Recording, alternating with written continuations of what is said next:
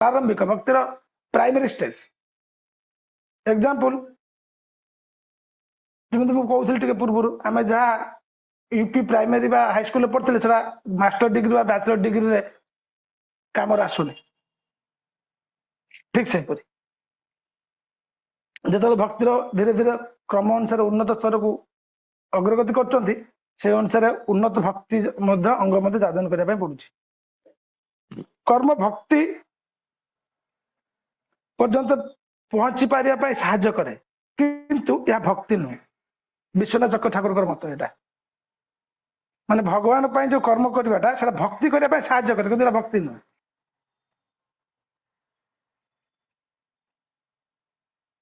भक्ति विश्वनाथ चक्र ठाकुर विचार अलग जमीक कि आपण मैंने देखुए आम जो ब्रह्म माध्य गौड़ीय संप्रदाय बिना अलग अलग संप्रदाय वर्णाश्रम को बहुत प्राधान्य दि जाए वर्णाश्रम को बहुत मत दिए वर्णाश्रम कर्म को भक्ति बोली मत कह जाए माना जाए किंतु आमर ये ब्रह्मवाद्य गौड़ीय परंपरा चैतन्य महाप्रभु परंपरा यहाँ को वर्णाश्रम कार्य को भक्ति बोली माना जाए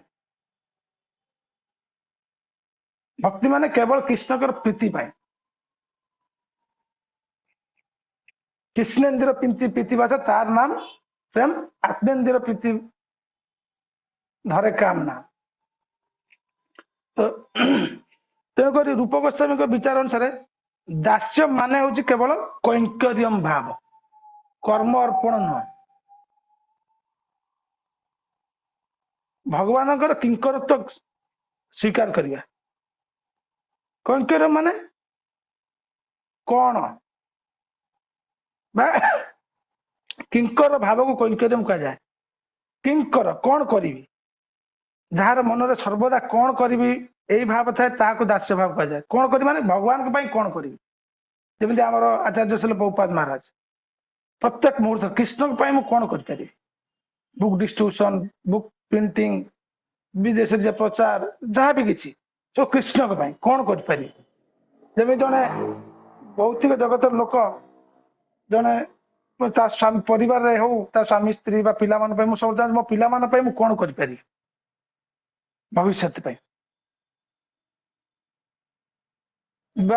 मो स्त्री मो झील मो पुओ परिवार आत्मीय स्वजन कौन करी यही जो किंकर्य भाव एटा परिवार प्रति कैंकर्य भाव यहीपरि कैंकर्य भाव रहा दरकार कृष्ण के प्रति से दासत्व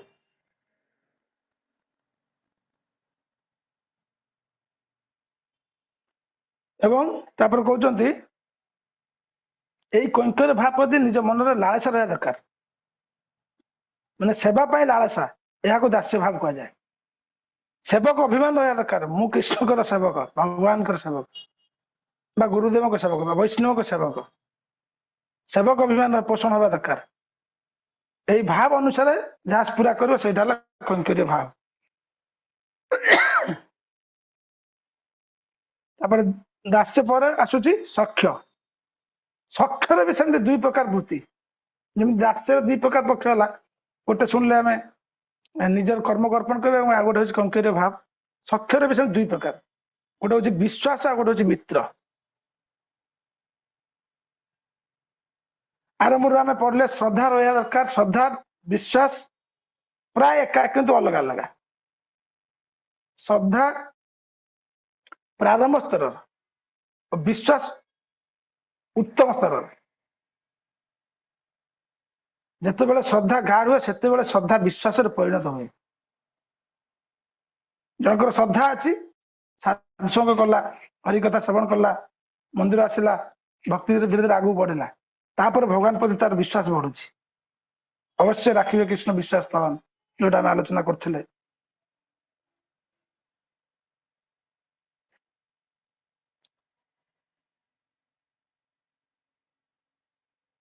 सख्य माने मित्र वृत्ति सख्य आत्मनिवेदन आम गत क्लास आलोचना करते दुईटी बहुत कठिन प्रैक्टिस करवा माने आचरण कर निज जीवन रे आचरण करवा प्रभुपाद महाराज ग्रंथ रे द्रौपदी उदाहरण देते जे विश्वास अवश्य राखिबे कृष्ण विश्वास पालन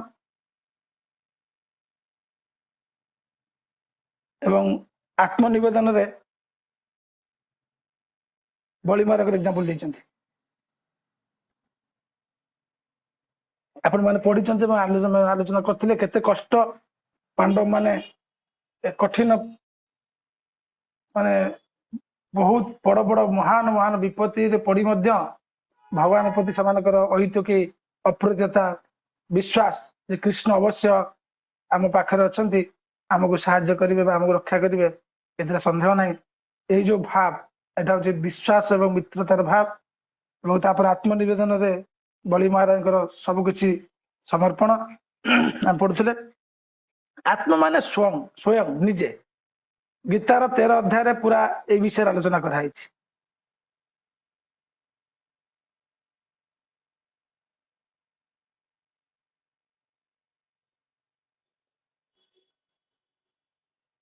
ନିଜର ଦୁଇଟି ଜିନିଷ କଣ, ନିଜର ଜଡ ଏବଂ ଚେତନ ସବୁ ପ୍ରକାର। ଆତ୍ମ ବା ସ୍ୱୟଂରୁ ଦୁଇଟି ବୋଧ ହୁଏ। ଗୋଟେ ହଉଛି ଏକ୍ଜାମ୍ପଲ ଦେଲେ ବୁଝିପାରିବ। ଆତ୍ମ ବା ସ୍ୱୟଂରୁ ଦୁଇଟା ମାନେ ବୋଧ ହୁଏ। ଗୋଟେ ହଉଛି ମୁଁ ଏବେ ପିନ୍ଧିଛି, ମୁଁ ଏଇ ସାର୍ଟଟା ପିନ୍ଧିଛି, କୁର୍ତ୍ତା ପିନ୍ଧିଛି। ତ କୁର୍ତ୍ତା କିଏ ପିନ୍ଧିଛି? ଏ ଶରୀର ପିନ୍ଧିଛି ନା ଆତ୍ମା ପିନ୍ଧିଛି? ଏ ଶରୀର କପଡାଟା କିଏ ପିନ୍ଧିଛି? ଶରୀର ପିନ୍ଧିଛି ତ। ପ୍ରଭୁ ଶରୀର ପିନ୍ଧିଛି, କିନ୍ତୁ ଆତ୍ମା ଏ ଶରୀର ଭିତରେ ଅଛି ନା ବାହାରି ଯାଇଛି? ଆତ୍ମା ଅଛି ଅଛି। ପ୍ରଭୁ। ଯଦି ଏ ସାର୍ଟଟା ଚିରି ଯାଉଛି, ମନ କଷ୍ଟ ହଉଛି ନା ନାଇଁ? ହେ ସାର୍ଟଟା ଚିରି ଗଲା ରେ। ହଉଛି ପ୍ରଭୁଜୀ। ଗାଡିଟା ଆକ୍ସିଡେଣ୍ଟ, ଗାଡିଟା ଆମେ ଚଢୁଛେ, କାରଟା ରାଜେଶ୍ୱରୀ ମାତାଜୀଙ୍କର ଗୋଟେ କାର ଅଛି, ଧର ଆମର କାରଟା ନେଇକି ଯାଉଛନ୍ତି ରାଜେଶ୍ୱରୀ ମାତାଜୀ, କୋଉଠି ଗୋଟେ କିଏ ଜଣେ ଅଲଗା ଲୋକ ଆଣିକି ଗୋଟେ ଗାଡି ଘଷି ଦେଲା, କଷ୍ଟ ଲାଗୁଛି ଯଦିଓ ଖରାପ ଆମେ ଲାଗେ। ଜାଣିଛେ ଗାଡି ପୁରା ସମ୍ପୂର୍ଣ୍ଣ ଭୌତିକ ଜିନିଷ, ଗାଡି ମାନେ ମଣିଷ ଶରୀର ସହିତ ବି ଗାଡିର କିଛି ଲିଙ୍କ ନାହିଁ, କିନ୍ତୁ ମନଟା ଦୁଃଖ ହଉଛି ନା ନାଇଁ? ହଉଛି ପ୍ରଭୁ। ଆଟାଚମେଣ୍ଟ ହଉ with the ତାହେଲେ material। ହଁ, ଏଇ ଶରୀରର ଯୋଉ ଆତ୍ମା ରହିଛି, ସେ ଆତ୍ମାର ମଧ୍ୟ ସିଏ ଆଜ୍ଞା। ସେଇ ଜିନିଷ, ଆତ୍ମା ସେଇ ଜିନିଷକୁ ନିଜର ବୋଲି ମନେ କରୁଛି। ଏଇ ଆଜ୍ଞା। ଭାବରୁ ବାହାରିବା କେତେ କଠିନ।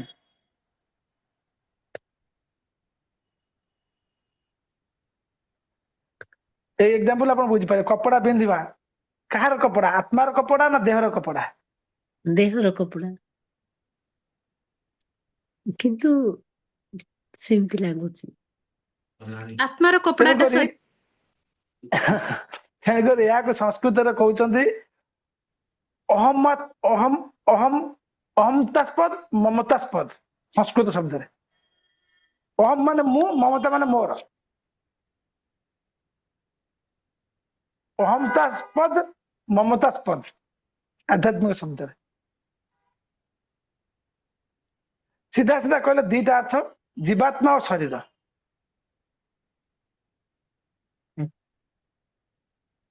ତେଣୁକରି ଭଗବାନଙ୍କୁ ଏ ଦୁଇଟି ଯାକ ଅର୍ପଣ କରିବା ହେଲା ଆତ୍ମନିବେଦନ, ମନ ଏବଂ ଶରୀର। ଆମେ କହିଦଉଛେ ହେ ଗୁରୁଦେବ, ଆପଣ ଆମର ସବୁ କିଛି, ଏ ସବୁ ପ୍ରପର୍ଟି ତ ଆପଣଙ୍କର। କିନ୍ତୁ ମନ୍ଦିର ପ୍ରୋଜେକ୍ଟ ପ୍ରୋଗ୍ରାମ ବେଳେ ଦାନ ଦେଲାକୁ ପାଖରେ ଥିବ ଲକ୍ଷ୍ମୀ ଦେବୀ 10 ଲକ୍ଷ ଟଙ୍କା ବାଲାନ୍ସ, 1000 ଟଙ୍କା ଦେଇଥା, ଏଥିରେ ନେଇଥା ପ୍ରଭୁ, ଏତିକି ଏଥିରେ ଥାଉ। ସବୁ ତ ଗୁରୁଦେବଙ୍କର, ପୁଣି 1000 ଟଙ୍କା କାହିଁକି ଦେଲ?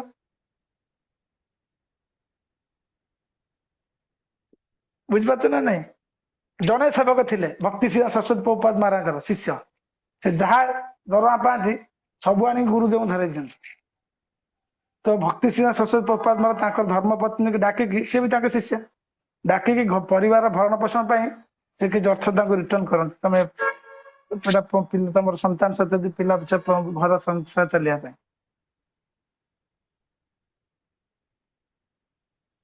ଏମିତି ଏକ୍ଜାମ୍ପଲ ଆମକୁ ବୁଝିବା ପାଇଁ ଏଟା ଦିଆହେଉଛି।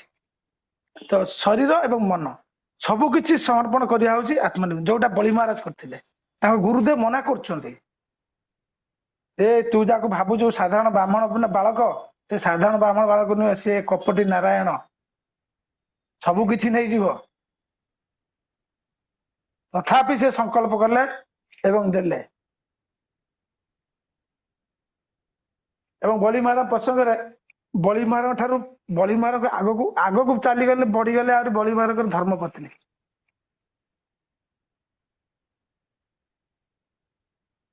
ସେ ପ୍ରସଙ୍ଗରେ ଆମେ ଆଲୋଚନା କରିବା ଦରକାର ନାହିଁ। ତ ଇଏ ହଉଛି आत्मनिवेदन एवं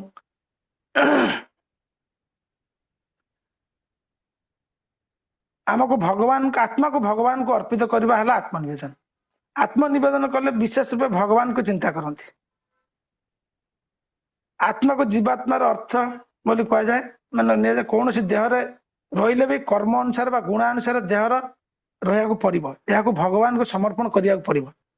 एमती कि आत्मा माने जीवात्मा सह मन बुद्धि आउरी अनेक अनेक मन हुए। ये व्यापक अर्थ रे भक्ति ठाकुर लिखिं मानस देह गय जो किछु मोर अर्पित तो पदे नंद कुमार नंद किशोर। ये जो आत्मा माने बहुत किछि तेणुक भक्ति ठाकुर लिखिले भजन मानस माने मन देह ए देह गेह गेह माने कौन बंगला रे ए देह संबंधी जिनस माने बोधे नहीं जो गेह किछु माने स्त्री को गेह कह जाए। अच्छा ओ गेह माय माने गॉड कृष्ण आज्ञा हरे बंगला कृष्ण। रे स्त्री की कहते गेह। आज्ञा आज्ञा गे ही नहीं अच्छा आम जो दशम स्कंदर जो लीला गृहिणी है अच्छा हाँ नाम हाँ गे ही हाँ आज्ञा हरे कृष्ण। धन्यवाद प्रभु धन्यवाद प्रेम अवतार प्रभु। तो सब किछि भगवान कृष्ण कर भक्ति ठाकुर भजन लिखिले भगवान को अर्पित कले आमर किछि चिंता हेबनी।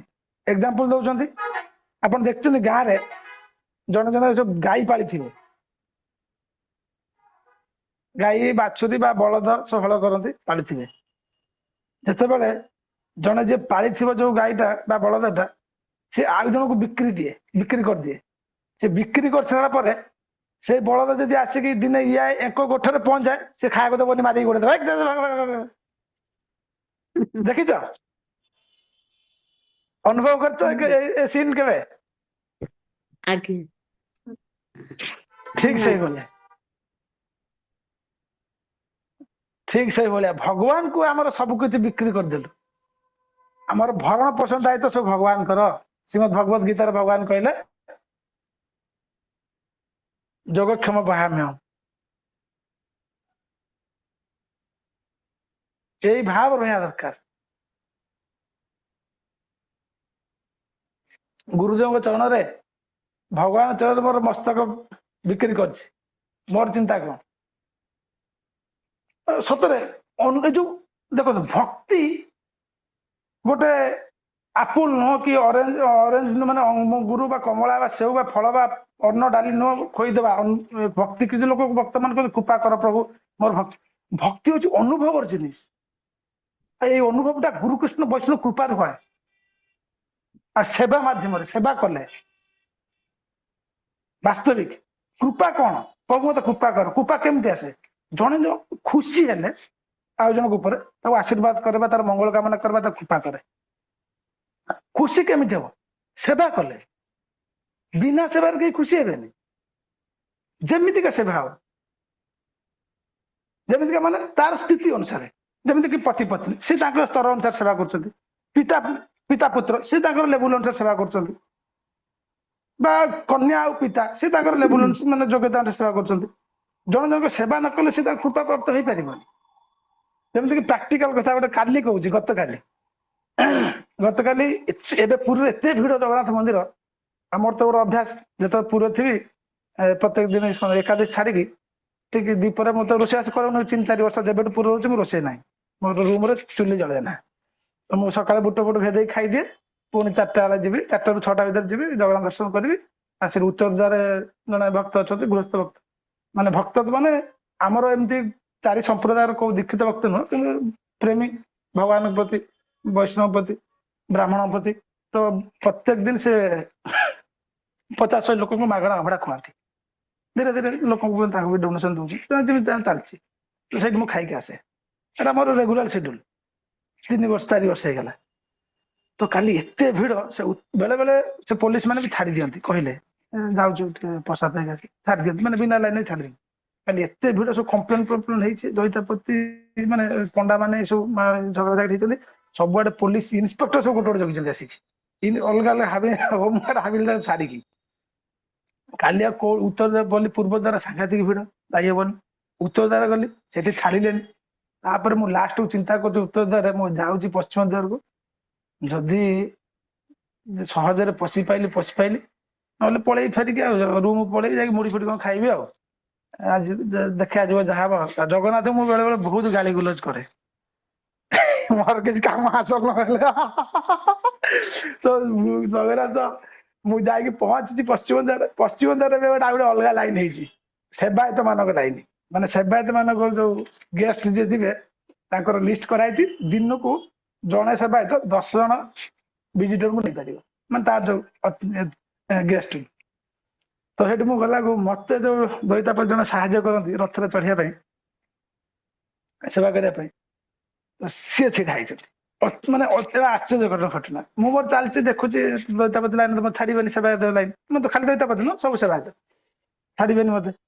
ସେଠୁ ମତେ ସେ କହିଲେ ପ୍ରସନ୍ନ ପ୍ରଭୁ ମୁଁ କହିଲି ନନା ଆପଣ ଅଛନ୍ତି କି ହେଲେ କଣ ଯିବାକୁ ଭିତରକୁ ହଁ ନନା ଯାଇଥାନ୍ତି ଭିତରକୁ ପ୍ରସାଦ ପାଇଥାନ୍ତି କହିଲେ ଠିକ ଅଛି ଛିଡା କର। ସେଠୁ ସାଙ୍ଗେ ସାଙ୍ଗେ ପଶିଗଲି 2 ମିନିଟ ଭିତରେ ସେ ଗେଟରେ କହିଦେଇକି ସେ ଲୋକ ପୋଲିସ କହିଦେଇକି ପଠେଇଦେଲେ। ସେ ପୋଲିସ ଗୋଟେ ପୋଲିସ ଏ ବାବାଜୀ ସେ କହୁଛି ନା ନା ଇଏ ମୋ ଲୋକ ଛାଡ଼ିଦେବେ। ତ ଯଦି ଜଗନ୍ନାଥ ନ ଛାଡ଼ିଥାନ୍ତେ ଭୟ ଗାଳି ଗୁଲ ଦେଇଥାନ୍ତି ଆସିଥାନ୍ତି ଧରିକି। ତେଣୁକରି ଏଇଟା ହେଲା ଭଗବାନଙ୍କର କୃପା।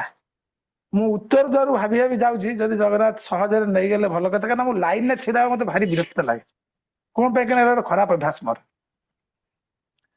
ତ ଯଦି ନ ଛାଡିଲେ ଭିତରକୁ ଭଲରେ ତାହେଲେ ଆଜି ଆଉ ଯିବାର ନାହିଁ କି ଦର୍ଶନ କରିବାର ନାହିଁ କି ଅଭଡା ଖାଇବାର ନାହିଁ। ଜୟ ଜଗନ୍ନାଥ ଏହା ଭାବିକି ଯାଉ ଯାଉ ସିଆଡେ ଚିହ୍ନା ପରିଚୟ ଜଣେ ସେବକ ମିଳିଗଲେ। ତ ସେଇଠୁ ମୁଁ ସାହାଯ୍ୟ ଏଇଟା ହେଲା ଭଗବାନଙ୍କର କୃପା। ପୂର୍ବ ଦ୍ୱାରରେ ପୁରା ଯାଆନ୍ତି ଅନ୍ୟ ଦ୍ୱାରରେ ଯାଆନ୍ତି ନା ସେମିତି ନାହିଁ 4 ଦ୍ୱାର ଯାଇପାରିବେ। ପୂର୍ବ ଦ୍ୱାରରେ ସାଧୁ ମାନଙ୍କର ପାଇଁ ସ୍ପେଶାଲ ଦ୍ୱାର ହଉଛି ଉତ୍ତର ଦ୍ୱାର ଏବଂ ପୂର୍ବ ଦ୍ୱାର ଦିଟା। ଧର୍ମ ହଉଛି ପୂର୍ବ ଦ୍ୱାର ଧର୍ମ ଅର୍ଥ କାମ ମୁଖ୍ୟ ଅର୍ଥ ହଉଛି ଦକ୍ଷିଣ ଦ୍ୱାର। ରାଜା ଯେତେବେଳେ ଯିବେ କେବଳ ଦକ୍ଷିଣ ଦ୍ୱାରରେ ଯିବେ ଆଉ ଯୋଉ ପୁରୀ ରାଜା। ତାପରେ ପଶ୍ଚିମ ଦ୍ୱାର ଗଲେ ବହୁତ କାମନା ଆସିବ କାମ ଦ୍ୱାର ସେଟା ବାଘ। ଆଉ ଦକ୍ଷିଣ ଦ୍ୱାର ଗଲେ ସେ ଉତ୍ତର ଦ୍ୱାର ଗଲେ ମୋକ୍ଷ ସାଧୁ ମାନେ ମୋକ୍ଷ ପ୍ରାପ୍ତି ହୁଅନ୍ତି। ତ ଧର୍ମ ଅର୍ଥ କାମ ମୋକ୍ଷ 4ଟା ଦ୍ୱାର ଲକ୍ଷଣ ଯାହାକୁ ସେଟା ହେଲା କଥା ଯେ ଭଗବାନ କିପରି ଆମକୁ କୃପା କରୁଛନ୍ତି। ଏଇ ଯୋଉ ଭଗବାନଙ୍କର କୃପାଟା ସିଂହ ଦ୍ୱାର କଣ କୁହନ୍ତି ଧର୍ମ ଦ୍ୱାର। ଆଜ୍ଞା ଏଇ ଯୋଉ କୃପା ଏ କୃପାଟା ଯୋଉ ଅନୁଭବର ଜିନିଷ ଅନୁଭବ କରିବା ପାଇଁ ପଡେ ଭଗବାନ କିଭଳି ଆମକୁ କୃପା କରୁଛନ୍ତି। ଭଗବାନ ସବୁ କିଛି କଲା ପରେ ବି ଯଦି ଆମେ ଅନୁଭବ ନ କରିବା ତାହେଲେ ଆମେ ହେଲେ କୃତଘ୍ନ।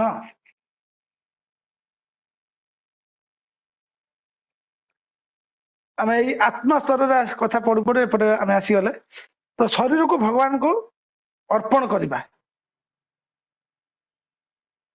ମାନେ ଏହାର ଭରଣ ପୋଷଣ ସବୁକିଛି କୃଷ୍ଣଙ୍କ ଉପରେ ଛାଡିବା ଯେପରି ବଳି ମହାରାଜ ଏବଂ ତାଙ୍କ ପତ୍ନୀ ତାଙ୍କ ଠାରୁ ଆହୁରି ଆଗ ରହିଲେ। ସିଦ୍ଧାନ୍ତ ହେଲା ଧନ ଠାରୁ ଯେମିତି ବଳି ମହାରାଜ ଭଗବାନ ମାଗିଲେ 2 ପାଦରେ ଗୋଟେ ପାଦରେ ଉପର ଲୋକ ଗୋଟେ ପାଦରେ ତଳ ଲୋକ ନେଇଗଲେ ଆଉ ତୃତୀୟ ପାଦ ରଖିବା ଜାଗା ନାହିଁ। ତ ଶାସ୍ତ୍ର ଅନୁସାରେ ଶାସ୍ତ୍ରର ସିଦ୍ଧାନ୍ତ ହଉଛି ଧନ ଠାରୁ ଧନୀ 2 ଗୁଣା ଅଧିକା। ମାନେ ମୁଁ ଯଦି ଆପଣଙ୍କୁ 100 ଟଙ୍କା ଦାନ କଲି ତାହେଲେ ମୋର ଭ୍ୟାଲୁ 200 ଟଙ୍କାରୁ ଅଧିକା 2 ଗୁଣା ଦାମ 200 ଟଙ୍କା। ତେଣୁକରି ଏଇ ପରିପ୍ରେକ୍ଷୀରେ ବଳି ମହାରାଜ କହୁଛନ୍ତି ଯେହେତୁ ମୁଁ ଉପର ଲୋକ ତଳ ଲୋକ ଦାନ କରିପାରିଲି ତାର 2 ଗୁଣା ମୁଁ ସ୍ୱୟଂ ନିଜେ ମୋ ମସ୍ତକ ଉପରେ ପାଦ ରଖ ଭଗବାନ କହୁଛନ୍ତି। ତ ଏଇ ପରିପ୍ରେକ୍ଷୀରେ ତାଙ୍କ ସ୍ତ୍ରୀ କହିଛନ୍ତି ତାଙ୍କୁ ବୁଝାଉଛନ୍ତି ଯେ ଏବେ ବି ତମେ ଦେହକୁ ମୋର ମାନୁଛ ଏଇ ଦେହକୁ।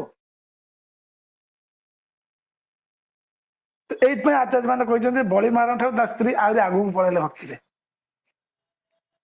ଏବେ ବି ତମେ ଏତେ ସବୁ କିଛି ଶିକ୍ଷା ଗ୍ରହଣ କଲା ପରେ ବି ଏବେ ବି ଦେହକୁ ତମେ ମୋର ବୋଲି ମାନୁଛ। ଯୋଉ ମମତାସ୍ପଦ ଅମମତାସ୍ପଦ ଯୋଉଟା କୁହାଥିଲା। ତେଣୁ ମୁଖ୍ୟ ହଉଛି ଏଠି ମୁଖ୍ୟ ହେଲା ଆତ୍ମନିବେଦ ମାନେ ବହୁତ ବିରଳ ଭକ୍ତ କରିପାରନ୍ତି। ପ୍ରଭୁପାଦ ବି ଲେଖିଛନ୍ତି ରୂପ ଗୋସ୍ୱାମୀ ବି କହିଛନ୍ତି। ତାପରେ ଆସୁଛି ନିଜର ପ୍ରିୟ ବସ୍ତୁକୁ ଅର୍ପଣ।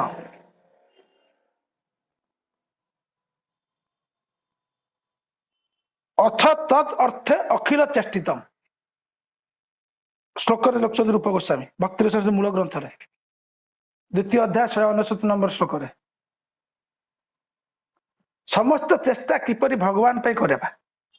ଯେମିତି ଗୋପୀ ମାନେ ନିଜ ଶରୀରକୁ ଶୃଙ୍ଗାର କରୁଥିଲେ କିନ୍ତୁ କୃଷ୍ଣଙ୍କର ସୁଖ ପାଇଁ, କୃଷ୍ଣ ଦେଖିକି ଖୁସି ହେବେ।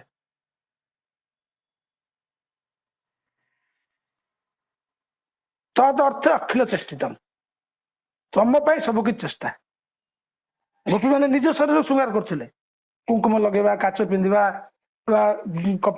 କାନଫୁଲ ପିନ୍ଧିବା, କେଶ ଶୃଙ୍ଗାର ବିନ୍ୟାସ କରିବା, କିନ୍ତୁ ଶ୍ୟାମ ସୁନ୍ଦରଙ୍କ ସୁଖ ପାଇଁ, ନିଜ ସୁଖ ପାଇଁ। ମନରେ ସବୁ କ୍ରିୟା କୃଷ୍ଣଙ୍କ ପାଇଁ କରିବା ଦରକାର। ଏହା କଲେ ଭୋକ୍ତା ବା କର୍ତ୍ତାର ମାନ ଆସିବ ନାହିଁ, ଯୋଉ ଅହଙ୍କାର ଭାବ ଆସିବନି। ତାପରେ କହୁଛନ୍ତି ତଦୀୟ ବସ୍ତୁ। ତଦୀୟ ବସ୍ତୁରେ କେତେ ପ୍ରକାର ଭକ୍ତି ଅଙ୍ଗ ଥିଲା? 4ଟି, ଯୋଉ ଆମେ କ୍ୟାଟାଗୋରୀ କରିଥିଲେ 6 ଅଧ୍ୟାୟରେ, 7 ଅଧ୍ୟାୟରେ। ଏ 4ଟି ତଦୀୟ ବସ୍ତୁ। 4ଟି ତଦୀୟ ବସ୍ତୁରେ ପ୍ରଥମ କହୁଛନ୍ତି ତୁଳସୀ। ତୁଳସୀ ସେବନ। ତୁଳସୀ ସେବନ କେତେ ପ୍ରକାର ତୁଳସୀ ସେବନ କରାଯିବ?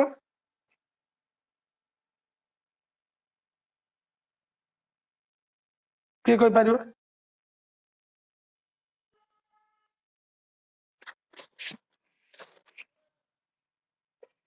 କୁହ। ତୁଳସୀ ସେବନ ପ୍ରଭୁଜୀ ତୁଳସୀ ଦୁଇ ଘ୍ରାଣ ଘ୍ରାଣ କରିବ, ଆଉ ବାକି ସେବନ କରିବ ପ୍ରସାଦ ରୂପେ ଭଗବାନଙ୍କ। ଭଗବାନ ପାଦ ପଦ୍ମରେ ବି ଅର୍ପଣ ତୁଳସୀ। ତୁଳସୀ ମହାରାଣୀଙ୍କୁ ଜଳ ପ୍ରଦାନ କରିବା ଆଉ ତାଙ୍କୁ ପ୍ରଣାମ କରିବା। ସେଟା ହେଲା ସବୁ ମିଶିକି 9 ପ୍ରକାର ତୁଳସୀ ସେବନ। ତୁଳସୀ ମାନଙ୍କର ଭକ୍ତି 9 ପ୍ରକାର। ଲେଖ।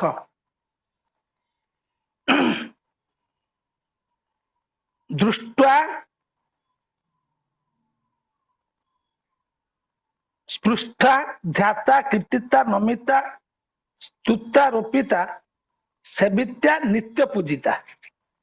ଭକ୍ତିର ସ୍ୱାମୀ ସୁନ୍ଦର ଶ୍ଲୋକ। ପ୍ରଭୁଜୀ ଦ୍ୱିତୀୟ ଧୀରେ ଧୀରେ। ଅଧ୍ୟାୟ କହୁଛି, ଦ୍ୱିତୀୟ ଅଧ୍ୟାୟ ଶ୍ଲୋକ ନମ୍ବର 204। ଦୃଷ୍ଟ୍ୱା ମାନେ ଦର୍ଶନ କରିବା। ଦର୍ଶନ କଲେ କଣ ଲାଭ ହୁଏ? ସମସ୍ତ ପାପ ନଷ୍ଟ ହେଇଯାଏ। ତୁଳସୀ ମାଙ୍କୁ ଦର୍ଶନ କଲେ ପାପ ନଷ୍ଟ ହେଇଯାଏ। ଚିନ୍ତା କରନ୍ତୁ, ଲୋକ ଘଣ୍ଟା ଘଣ୍ଟା ମୋବାଇଲ ଦେଖୁଛନ୍ତି, ଟିଭି ଦେଖୁଛନ୍ତି, ଫିଲ୍ମ ଦେଖୁଛନ୍ତି, ପଇସା ଖର୍ଚ୍ଚ କରି ଲାଇନରେ ଛିଡା ହେଇ ଠେଲା ଫେଲା ହେଇ କ୍ରିକେଟ ଖେଳ ଦେଖିବା ପାଇଁ ଯାଉଛନ୍ତି। 2 ଦିନ ପଳାଉଛି ସମୟ।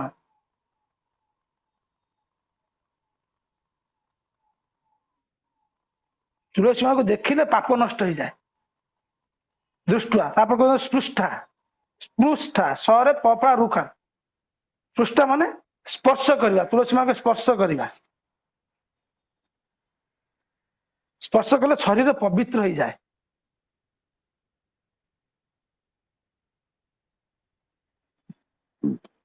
ତାପରେ କହୁଛନ୍ତି ଧ୍ୟାତା ମାନେ ଧ୍ୟାନ କରିବା। ତାପରେ କହୁଛନ୍ତି କୀର୍ତ୍ତିତା ମାନେ କୀର୍ତ୍ତନ କରିବା।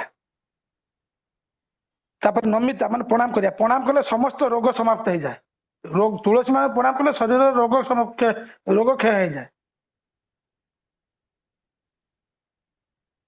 ତାପରେ କହୁଛନ୍ତି ସ୍ତୁତା ମାନେ ସ୍ତୁତି କରିବା। ତୁଳସୀ ମାନଙ୍କ ସ୍ତୁତି ପାଠ କରିବା।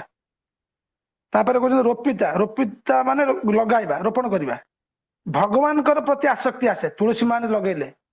ତୁଳସୀ ବଗିଚା କଲେ, ନିଜ ଘରେ ଯୋଉ ଘର ବନେଇବ, ଗୋଟେ ଛୋଟିଆ ବଗିଚା ମାନେ ଗାର୍ଡେନ ରେ ବନେଇବ। ଛୋଟିଆ 4 ଫୁଟ 4 ଫୁଟ 6 ଫୁଟ 4 ଫୁଟ ହଉ, କି 4 ଫୁଟ 1 ଫୁଟ ହଉ, ନହେଲେ 1 ଫୁଟ 1 ଫୁଟ ହଉ, ଗୋଟେ ଲାଇନ ମାଟି ହାଣିକି 10-15 ତୁଳସୀ ଗଛ ଲଗେଇବ। ତୁଳସୀ ଗଛ ଲଗେଇଲେ ଭଗବାନ ପ୍ରତି ହଉଛନ୍ତି ଆସକ୍ତି ବଢେ। ଆସକ୍ତି କାହାକୁ କୁହାଯାଏ? ସ୍ୱାମୀ ସ୍ତ୍ରୀ ପ୍ରତି ଆସକ୍ତି, ସ୍ତ୍ରୀର ସ୍ୱାମୀ ପ୍ରତି ଆସକ୍ତି, ବା ପୁତ୍ର ପ୍ରତି ଆସକ୍ତି। ଭଗବାନଙ୍କ ପ୍ରତି ଆସକ୍ତି। ସେମିତି ଭଗବାନ ପ୍ରତି ଆସକ୍ତି ହବ। କେତେ ମାନେ ବିନା ପ୍ରୟାସ ପରିଶ୍ରମରେ ଆମେ ପାଇବା ତୁଳସୀ ମାନେ ଲଗେଇଲେ। ତାପରେ କଣ ସେବିତା। ସେବିତା ମାନେ ସେବା କରିବା, ମାନେ ଜଳ ଢାଳିବା, ପାଣି ଦେବା। ତୁଳସୀ ମାନେ ଜଳ ଢାଳିଲେ ଯମରାଜ ଆସନ୍ତିନି। ଯମରାଜ ଦର୍ଶନ ମିଳିବନି ତୁଳସୀ ମାଳ ପାଣି ଢାଳିଲେ।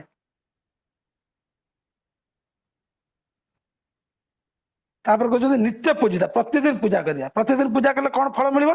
ଭଗବାନଙ୍କ ଚରଣରେ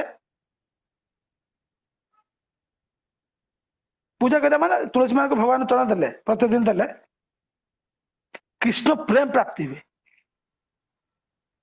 ଆପଣ ମାନଙ୍କର କି ସୌଭାଗ୍ୟ ଦେଖନ୍ତୁ।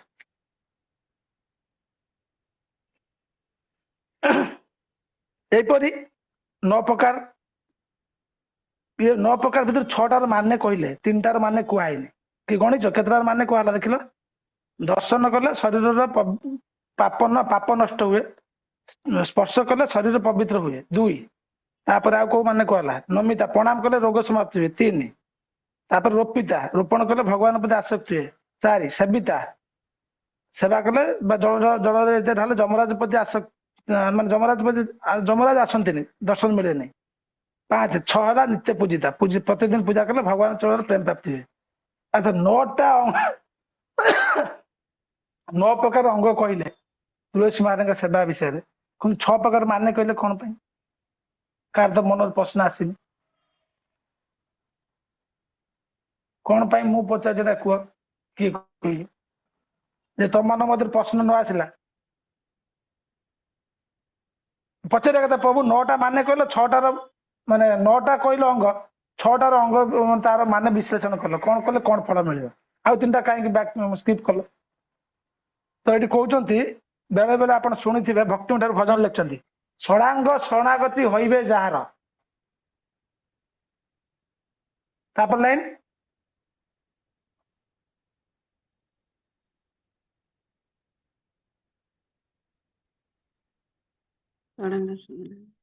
ତାହାର ପ୍ରାର୍ଥନା ଶୁଣିବେ ଶ୍ରୀନନ୍ଦ କୁମାର। ଏମିତି ଲେଖିଛନ୍ତି ଭକ୍ତିଙ୍କ ଠାରୁ ଭଜନ। ଏ ଷଡ଼ାଙ୍ଗ, ପ୍ରହ୍ଲାଦ ମହାରାଜ ମଧ୍ୟ ତାଙ୍କର ଶ୍ରୀମଦ୍ ଭାଗବତର ପ୍ରହ୍ଲାଦ ମହାରାଜ ଚରିତ୍ର ପାଠ କରିବେ, ସେଠି ଷଡ଼ାଙ୍ଗ ଶରଣାଗତି ବିଷୟରେ କୁହାଯାଇଛି।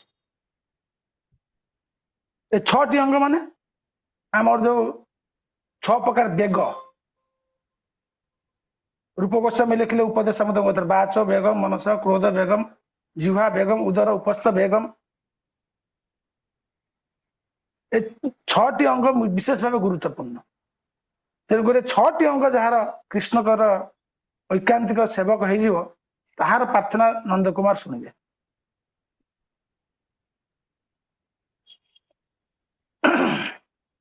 ବେଳେ ବେଳେ ଷଡ଼ାଙ୍ଗ ଶରଣାଗତି କୁହାଯାଇଛି, ଷଡ଼ାଙ୍ଗ ଶରଣାଗତି ପ୍ରହ୍ଲାଦ ମହାରାଜ କହୁଛନ୍ତି। ଏହିପରି ଭାବରେ ତୁଳସୀ ମାଙ୍କ ବିଷୟରେ କହିଲେ। ତାପରେ ଆସୁଛି ଶାସ୍ତ୍ର। ଆଚ୍ଛା ଶାସ୍ତ୍ରଟା 12 ଅଧ୍ୟାୟରେ ଦେଇ ଦେଖିଲେ ତମ ବହିରେ, ନୂଆ ବହିରେ?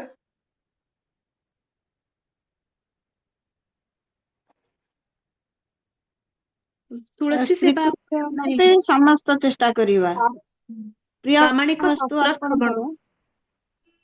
ଶାସ୍ତ୍ରଟା 12 12 ଅଧ୍ୟାୟ, ଅଧ୍ୟାୟର ଆରମ୍ଭରେ କଣ ଲେଖା ହେଇଛି? ଭଗବତ ଭକ୍ତିର ଆଉ ଭଗବତୀର ଅଧିକ। ଆଉ ଅଧିକ ରୂପ, ପ୍ରାମାଣିକ ରୂପ। ଶାସ୍ତ୍ର ଶ୍ରବଣ। ହଁ ବାସ୍ ସେଇଟା ମୁଁ କହୁଛି। ଏ ପ୍ରାମାଣିକ ଶାସ୍ତ୍ର, ଶାସ୍ତ୍ର ଆସିଲା ଏ ସେ ତଦ୍ୟ ବସ୍ତୁରେ। ଶାସ୍ତ୍ର କାହାକୁ କୁହାଯାଏ? ଏଇଠି ପ୍ରଭୁପାଦ ଲେଖିଛନ୍ତି, ପଢ ଫାର୍ଷ୍ଟ ପାରାଗ୍ରାଫଟା। ହରେ କୃଷ୍ଣ ପ୍ରଭୁଜୀ ପ୍ରଣାମ, ସମସ୍ତଙ୍କୁ ସାଦର ପ୍ରଣାମ। ଶ୍ରୀଲ ରୂପ ଗୋସ୍ୱାମୀଙ୍କ ମତାନୁସାରେ ଭକ୍ତି ମାର୍ଗର ଅଗ୍ରଗତି ଦିଗରେ ଆଲୋକପ୍ରାପ୍ତ କରୁଥିବା ଯେକୌଣସି ଗ୍ରନ୍ଥ ଶାସ୍ତ୍ର ବୋଲି ବିଚାର କରାଯାଏ। ଶ୍ରୀଲ ମାଧବାଚାର୍ଯ୍ୟ ମଧ୍ୟ ଶାସ୍ତ୍ରର ସଂଜ୍ଞା ଦେବାକୁ ଯାଇ କହିଛନ୍ତି, ରାମାୟଣ, ମହାଭାରତ, ପୁରାଣ, ଉପନିଷଦ, ବେଦାନ୍ତ ଏବଂ ଭକ୍ତ ଗ୍ରନ୍ଥ ମାନଙ୍କର ଭାବଧାରା ଅନୁସରଣ କରୁଥିବା ଯେକୌଣସି ଗ୍ରନ୍ଥକୁ ଶାସ୍ତ୍ର କୁହାଯିବ। ହରେ କୃଷ୍ଣ। ଧନ୍ୟବାଦ। ତ ଶାସ୍ତ୍ରର ସାର ହଉଛି ଶ୍ରୀମଦ୍ ଭାଗବତମ।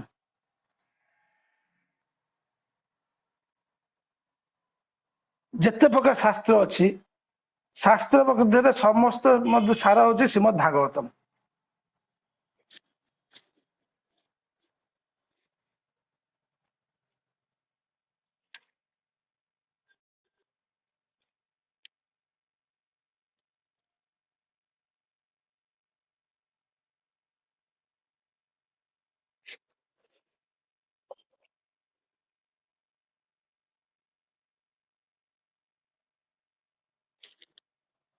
ଆଚ୍ଛା ଭାଗବତମ କାହା ପାଖରେ ଅଛି?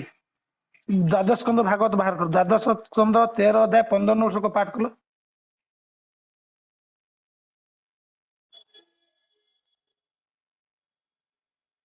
କେତେ କହିଲେ ପ୍ରଭୁଜୀ?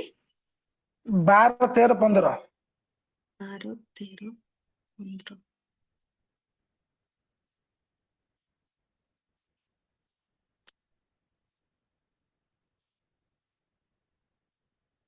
सर्ववेदान्तसारं हि श्रीभागवतमिष्यते तत्रासामृततृप्त्यस्य नान्यत्र स्याद्रति क्वचित्। ତାର ଭାବାର୍ଥ ପଢ, ଟ୍ରାନ୍ସଲେଟ କର ଓଡ଼ିଆରେ। Srimad Bhagavatam is declared to be the essence of all Vedanta philosophy. One who has felt satisfaction from its nectarian mellow will never be attracted to any other literature.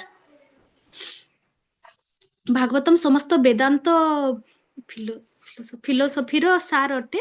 ଆଉ ଯିଏ ଥରେ ଭାଗବତ ରୂପକ ଅମୃତକୁ ପାଠ କରେ ସେ ଆଉ ଅନ୍ୟ କୌଣସି ବି ଗ୍ରନ୍ଥ ପ୍ରତି ଆକର୍ଷିତ ହେବ ନାହିଁ। ଧନ୍ୟବାଦ। ତ ଭାଗବତମ ହଉଛି ସବୁଠୁ ଶ୍ରେଷ୍ଠ ଶାସ୍ତ୍ର, ତାର ପ୍ରମାଣ ଏଇଟା। ଯେ ଜଣେ ଆପଣଙ୍କୁ ପଚାରିବେ ଲୋକ, କଣ ତମେ ଖାଲି କହୁଛ ଭାଗବତ ଭାଗବତ ଭାଗବତ, ଭାଗବତରେ କଣ ଅଛି? ଭାଗବତ ମାନେ ଖାଲି ରାସ ପଞ୍ଚାୟତ କିଛି ଲୋକ ଭାବନ୍ତି, ଆଉ କିଛି ଜାଣନ୍ତିନି। ଏ ପ୍ରମାଣ ଭାଗବତ ଯେ ସର୍ବଶ୍ରେଷ୍ଠ ଶାସ୍ତ୍ର ତାର ଏଇଟା ପ୍ରମାଣ। ଦ୍ୱାଦଶ ସ୍କନ୍ଧ 13 ଅଧ୍ୟାୟ 15 নম্বର ଶ୍ଳୋକର। ମୋ ପାଖରେ ମୋର ତ ଲାପଟପଟା ଆଣିପାରିନି, ଆଉ ବହି ବି ସବୁ ନାହିଁ, ଆଉ ମୋବାଇଲରେ ସାଙ୍ଗେ ସାଙ୍ଗେ କ୍ଲାସ ଦେଇକି ଏଇଠି ବାହାର କରି ହଉନି। ଠିକ ଅଛି, ହଉ। ତାପରେ କହୁଛନ୍ତି ମଥୁରା ବାସ।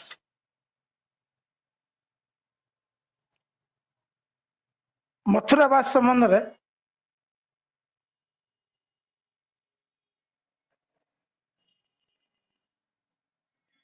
ଯେ କହୁଛନ୍ତି, এই ପାରାଗ୍ରାଫର ଲାଷ୍ଟ ଚାପ୍ଟରଟା ବୋଧେ, ମଥୁରା ସ୍ଥିତ ବାସଗୃହ ମାନଙ୍କର ପ୍ରଶଂସା କରି ବରାହ ପୁରାଣରେ ପାଇଲ, ସେଟା ପଢ।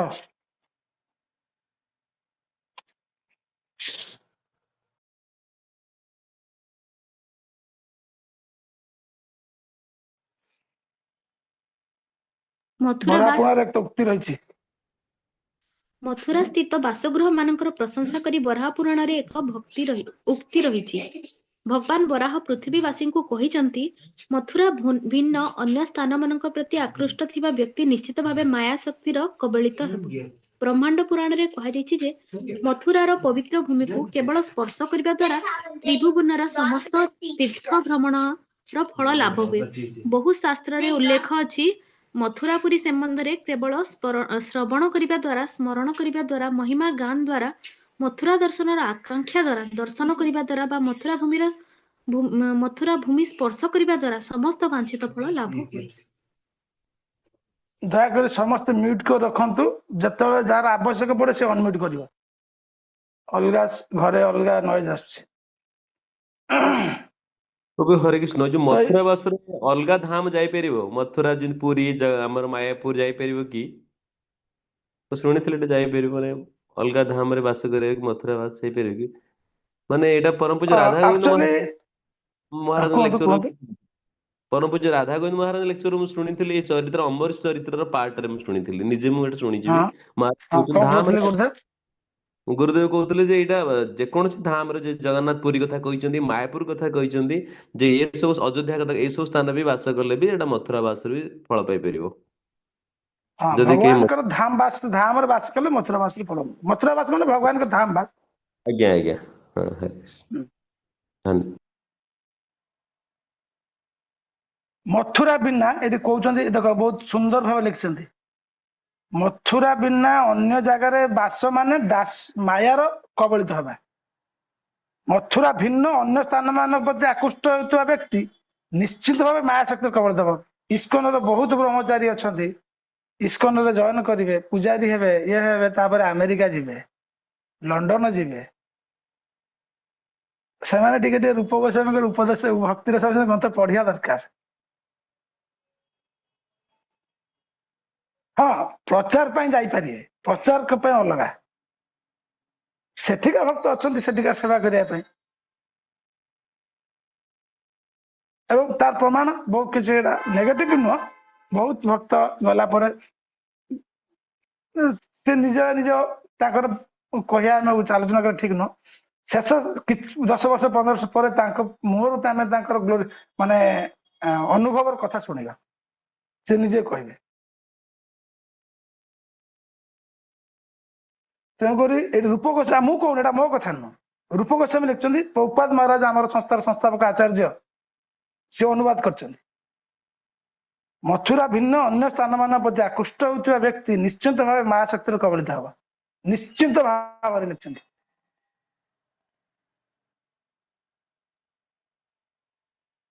ଏବଂ ଅନ୍ୟ ତୀର୍ଥର ମୁକ୍ତି ମିଳେ, କିନ୍ତୁ ମଥୁରାରେ ଭକ୍ତି ମିଳେ। ଏଇଟା ହଉଛି ଡିଫରେନ୍ସ। ଯେମିତିକି ଗୁରୁଦେବ କହିଲେ ଏଇଟା ଠିକ, ଆମେ ବାହାର ଜାଗାରେ ରହିବା ପାଇଁ ତୀର୍ଥ ରହିବା ଭଲ। ଯେମିତିକି ଆମ ଭୁବନେଶ୍ୱରଟା ବି ପୁରୀ ଧାମ ରେଡିଏସନ ଭିତରେ ଯାଉଛି, ଭୁବନେଶ୍ୱର ସହରଟା। କିନ୍ତୁ ଭୁବନେଶ୍ୱର ଆଉ ବୃନ୍ଦାବନ ଭିତରେ ଫରକ ଅଛି ନା ନାହିଁ?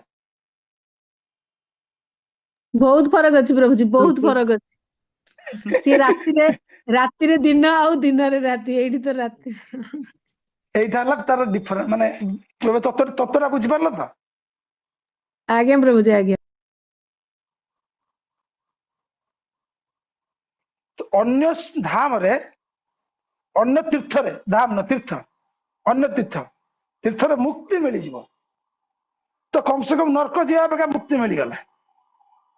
ଦ୍ୱାରକା ହେଲା, ଅଯୋଧ୍ୟା ହେଲା, ଚିତ୍ରକୂଟ, ମାନେ ଏସବୁ ବିଭିନ୍ନ ଲୀଳା ସ୍ଥାନ ଅଛି ଭଗବାନଙ୍କର, ଏସବୁ ତୀର୍ଥ। ଗୋଦାବରୀ ତଟ ହେଲା, ଦକ୍ଷିଣ ଭାରତରେ ଶ୍ରୀ ରଙ୍ଗନାଥ ହେଲା, ଏଠି ମୁକ୍ତି ମିଳିବ, କିନ୍ତୁ ଭକ୍ତି ମିଳିବନି। ଭକ୍ତି କେବଳ ଜଣେ ଦେଇପାରିବ, ସେ ହଉଛି ମଥୁରା ଧାମ।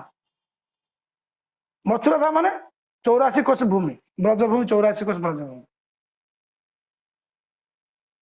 ଏଇଟାକୁ ମନେ ରଖିବା ପାଇଁ ପଡିବ। ଏବଂ ଆମ ଆଚାର୍ଯ୍ୟ ମାନେ ମଧ୍ୟ ଲେଖିଛନ୍ତି, ଗୌର ମଣ୍ଡଳ ଭୂମି ଯେବେ ଯେବେ ଚିନ୍ତାମଣି, ତାର ହଏ ବ୍ରଜଭୂମି ବାସ। ତ ବୃନ୍ଦାବନ ଆଉ ଗୌର ମଣ୍ଡଳ ଆଉ ବ୍ରଜମଣ୍ଡଳ ଏ ଅଭିନ୍ନ।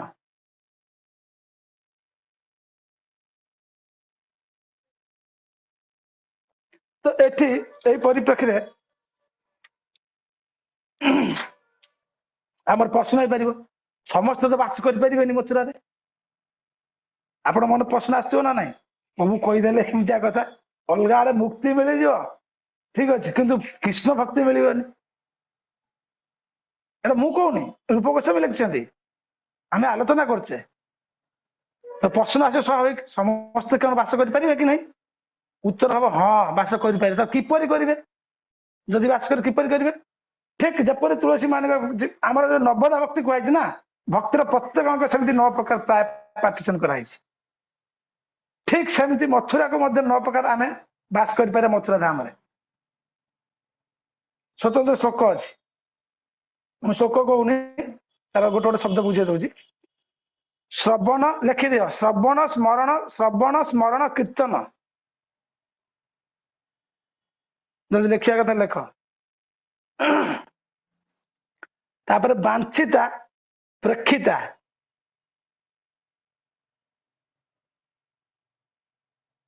ବାଞ୍ଛିତା ପ୍ରେକ୍ଷିତା ଗତା, ତାପରେ ସ୍ପର୍ଶ, ତାପରେ ଶ୍ରୁତା, ତାପରେ ସେବନ। ପ୍ରଭୁ ଆଉ ଟିକେ ସ୍ଲୋରେ, ବାଞ୍ଛିତା ପରେ କଣ କହିଲେ? ଶ୍ରବଣ ସ୍ମରଣ କୀର୍ତ୍ତନ ବାଞ୍ଛିତା ପ୍ରେକ୍ଷିତା, ପ୍ରେକ୍ଷିତା, ତାପରେ ଗତା, ଆଜ୍ଞା ତାପରେ ସ୍ପର୍ଶ, ଆଜ୍ଞା ତାପରେ ଶ୍ରୁତା, ଆଜ୍ଞା ତାପରେ ସେବନ। ଆଜ୍ଞା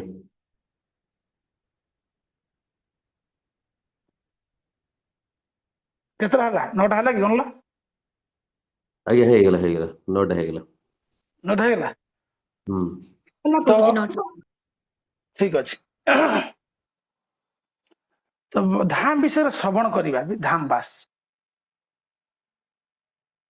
ଶ୍ରବଣ କଲା ପରେ କଣ ହବ? ଶ୍ରବଣ କଲା ପରେ ଜଣେ ସ୍ମରଣ କରିବ, ବୃନ୍ଦାବନ ଧାମ ଏମିତିଆ, ସେଠି ଗିରିରାଜ ଅଛନ୍ତି, ସେଠି ରାଧାକୁଣ୍ଡ ଅଛନ୍ତି, ଶ୍ୟାମକୁଣ୍ଡ ଅଛନ୍ତି, 12ଟା ବନ ଅଛି, 24ଟା ଉପବନ ଅଛି, ବିଭିନ୍ନ ପ୍ରକାର ଯମୁନା ମାଇ ଅଛନ୍ତି। ଏସବୁ ସ୍ମରଣ କରିବା, ତାପରେ କୀର୍ତ୍ତନ କରିବା, ଧାମ ବିଷୟରେ କହିବା, କଥା କୀର୍ତ୍ତନ, ଗ୍ଲୋରିଫିକେସନ, ଲୀଳା କୀର୍ତ୍ତନ। ତାପରେ ବାଞ୍ଛିତା, ଏଇସବୁ କଲା ପରେ ତାର ବାଞ୍ଛିତା ମାନେ କଣ, ତାର ଇଚ୍ଛା କରିବ କଣ, ମୁଁ କେବେ ଟିକେ ବୃନ୍ଦାବନ ମଥୁରା ମଣ୍ଡଳ ଭୂମି ଯିବି, କବେ হবে ସେଦିନ আমার।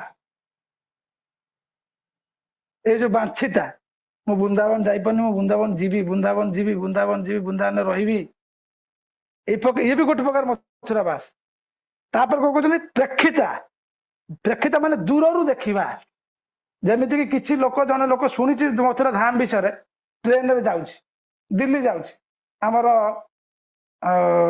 ଧର ଜଣେ ପ୍ରଭୁ କିଏ ଆମର ସମୟ ନାହିଁ, ସେ ତାଙ୍କ ଅଫିସ କାମରେ ଦିଲ୍ଲୀ ଯାଉଛନ୍ତି, କିନ୍ତୁ ଶୁଣିଦେଲେ ଅଚାନକ ଦେଖିଦେଲେ ମଥୁରା ଷ୍ଟେସନରେ ଟ୍ରେନ ଛିଡା ହେଇଛି, 2 ମିନିଟ୍ ଓହ୍ଲେଇ ପଡିକି ଟିକେ ଷ୍ଟେସନରେ ପ୍ରଣାମ କରିଦେବା, କି ନହେଲେ କେମିତି ମଥୁରା ଟିକେ ଦେଖିବା, ଝରକାରେ ଆଖି ବୁଲେଇ ଦେଖିଲେ, ହେଲିକପ୍ଟର ଯାଉଛନ୍ତି କି ଉଡାଜାହାଜ ଯାଉଛନ୍ତି ଦେଖିଲେ, କି ବସରେ ଯାଉଛନ୍ତି, ଦିଲ୍ଲୀରୁ ଆଗ୍ରା ଯାଉଛନ୍ତି, ବାଟରେ ମଥୁରା ବୃନ୍ଦାବନ ପଡିବ, କୋଶି କୋଶି କୋଶି ପୂର୍ବରୁ କଣ ସେଟା ମନେ ପଡୁନି, କୋଶି ତାପରେ ଛତା, ଏମିତି ହେଇକି ସବୁ ଆସିଯିବ ସବୁ ମଥୁରା ବୃନ୍ଦାବନ ଭୂମି ସବୁ, ତ ଦେଖିବା, ବସରେ ବସିକି ଦେଖିଦେଇ ଗଲେ, ଇଏ ବି ଗୋଟେ ପ୍ରକାର ବାସ, ଦୂରରୁ ଦେଖିବା। ତାପରେ କହୁଛନ୍ତି ଗତା, ତାପରେ ଯାଇ ଡାଇରେକ୍ଟ ପହଞ୍ଚିଯିବା ମଥୁରାରେ, ଦିନେ ବୁଲିବା ପାଇଁ ଗଲେ, ଛୁଟି ନେଇକି, ବା ଛୁଟି ଅଛି ଅଫିସ ଗଲେ,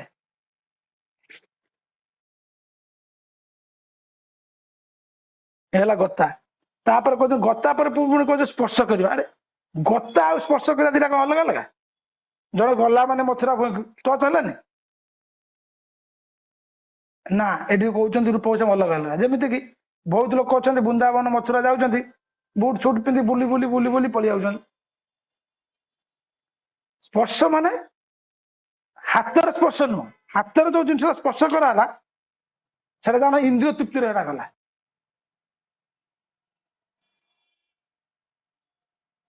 ହାତ ହଉଛି ଚମଡା, ତ୍ୱକ ଅଙ୍ଗ, ତ ଚର୍ମଟା ସ୍ପର୍ଶ କରିକି ଉପଭୋଗ କରାଯାଏ, ସେଟା ଇନ୍ଦ୍ରିୟ ତୃପ୍ତିରେ ଯିବ।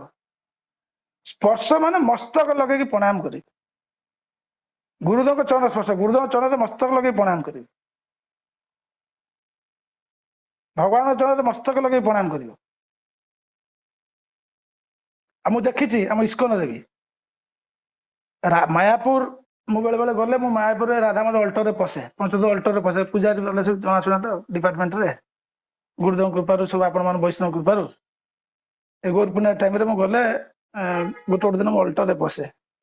ଥରେ ମୁଁ ଅଲ୍ଟରରେ ପଶିଛି ଭୋର ମଙ୍ଗଳାରତି ପରେ ଶୃଙ୍ଗାରରେ, ମାୟାପୁରର ହେଡ ପୂଜାରୀ ଆଇଲେ, ମାନେ ଜନ ନିବାସ ପଙ୍କଜଙ୍କ ପ୍ରଭୁ, ଜନ ନିବାସ ପ୍ରଭୁଙ୍କ ପରେ ଆଉ ଜଣେ ଯିଏ ପୂଜା ଡିପାର୍ଟମେଣ୍ଟରେ ଯିଏ ହେଡ ମାଧବରୀ ପ୍ରଭୁ ବ୍ରହ୍ମଚାରୀ, ସିଏ ଆଇଲେ। ଆସିଲେ ଯେତେବେଳେ ମୁଁ ଛିଡା ହେଇଛି, ପୁରା ସ୍କ୍ରିନ୍ ପଡିଛି ଅଲ୍ଟର ଭିତରେ, ସ୍କ୍ରିନ୍ ପଡିଛି, ଶୃଙ୍ଗାର ହଉ ଠାକୁର, କିଏ କିଏ ଶୃଙ୍ଗାର କରୁଛନ୍ତି, କିଏ ଅଛନ୍ତି ରାଜା ସେବା କରୁଛନ୍ତି, ପୁରା ଲମ୍ବ ହେଇକି ଶୋଇ ପଇଲେ, ମାଧବ ଚରଣରେ ମୁଣ୍ଡ ଲଗେଇକି ପ୍ରଣାମ କରି ଗାଇଲେ, ମାଧବ ଚରଣରେ, ରାଧାଙ୍କ ଚରଣରେ। ଏଇଟା ହେଲା ସ୍ପର୍ଶ କରିବା। ଯେତେବେଳେ ମୁଁ ପଢିଲି ମୋର ଯେତେବେଳେ ମନେ ପଡିଲା, ଆଉ ମୁଁ ବି ପ୍ରୟାସ କରେ ବହୁତ ସାଧୁଙ୍କୁ ପ୍ରଣାମ କଲା ବେଳେ ଯୋଉ ସାଧୁଙ୍କ ଚରଣକୁ ନିଜ ମସ୍ତକରେ ଛୁଇଁବା ପାଇଁ।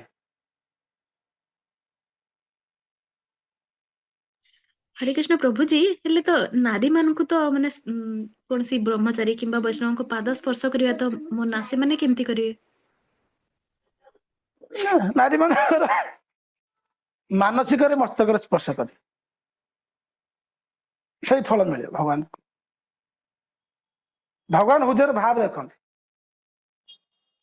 ଭଗବାନ ଯେହେତୁ ଆମର ଆଚାର୍ଯ୍ୟ ମାନଙ୍କ ମାଧ୍ୟମରେ ଏଇ ସବୁ କ୍ୟାଟାଗୋରୀ କରିଛନ୍ତି, ସେ ହୃଦୟର ଭାବ ଦେଖନ୍ତି, ଭାବ ଗ୍ରାହୀ ଜନାର୍ଦ୍ଦନ, ସେ ଭାବ ଅନୁସାରେ ଫଳ ଦିଅନ୍ତି।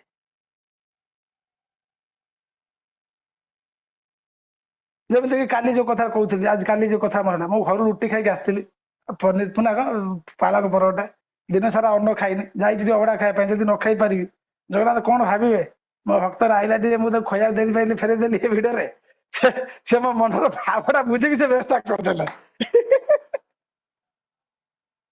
भाव गया जनार्दन किसी चिंता नहीं आप जहाँ इच्छा करले से पाइबे तो भाव अनुसार भाव जब पवित्र रहा पवित्र फल पाइबे तो ये कहते स्पर्श मस्तक स्पर्श कर श्रुता श्रुता मान रहा मथुरा भुजमंडल भूमि बास करवा केते बड़ सौभाग्य भगवान को घरे जाकि रहा तापर कहते सेवन फैमिली पठेइछि सेटा बाबांगर न्यूज रे बाहरियो फेयर करिकि बुबू को पठेइदबो को सांबादिक बुबू किए को फोन कर हरिबोल क्लास किए किए महारानी सॉरी किए प्रभु जी कहते कथा माता जी आमर प्रभु जी मु वेदवती माता जी से धन्यवाद सॉरी टिके तो कैट म्यूट करी कथा हुआ कम से तो कम एटा टच हे गेला प्रभु जी म्यूट करिथिली केमति टच हे गेला मु जाननी हरे कृष्ण हौ ठीक अछि तापर कहते सेवन अच्छा श्रुता रहा पुणी सेवन करवा सी कौन अलग अलग कौन अलग किपर अलग सेवन करवा माने नियम पूर्वक रहा प्रत्येक दिन हरि लक्ष्य नाम जप करवा कि प्रत्येक दिन गिरिराज परिक्रमा करवा कि प्रत्येक दिन वृंदावन परिक्रमा करवा कि प्रत्येक दिन भागवतम दीटा तीटा स्तुति पाठ करवा अलग अलग साधन छाड़ी किसी गोटे नियम पूर्वक सेवा करवा से सेवन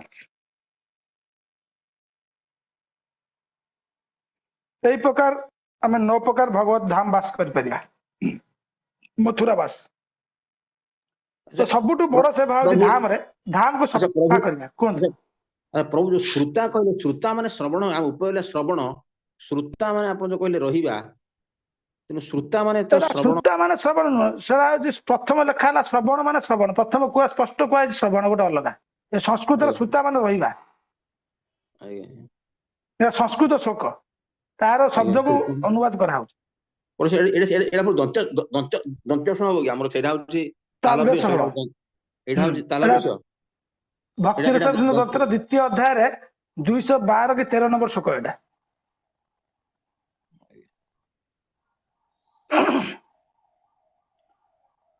तो धाम सेवा माने प्रैक्टिकल सेवा सबुठ प्रैक्टिकल सेवा होची धाम सफा रखे क्लीन रखिबा आमे माने जब जाउछन मन इच्छा कुआडे कागज पॉलिथिन यार छोड़ बज्य वस्तु पकेयानी धामवासी ब्रजवासी को भोजन देवा ब्रजवासी भितर माकड़ गोमाता कुकुर एमाने भी सब जाउछन एमाने को खाइ पिया देवा ये सब धामवासी सेवा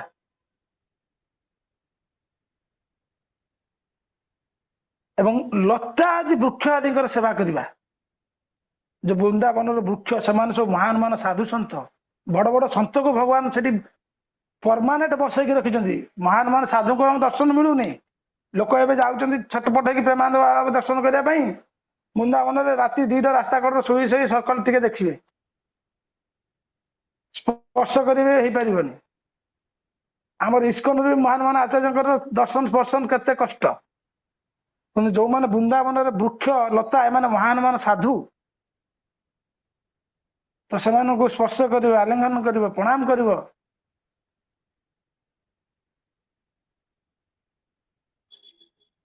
ये सब प्रकृत सेवा धाम सेवा सब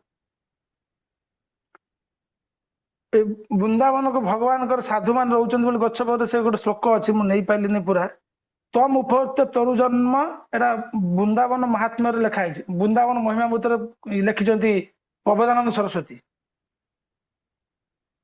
प्रबोधानंद सरस्वती जो वृंदावन महिमामृत ग्रंथ श्लोकटा अच्छी मु खोजिक पाइलिनी बहुत समय है जदि किए पाइब खोज तम उपवर्त तरु जन्म या कृतम आगु अच्छी ये वृंदावन भगवान बड़ बड़ साधु सन्त को गछ लता वृक्ष लता आदि माध्यम आमको कृपा करने बसई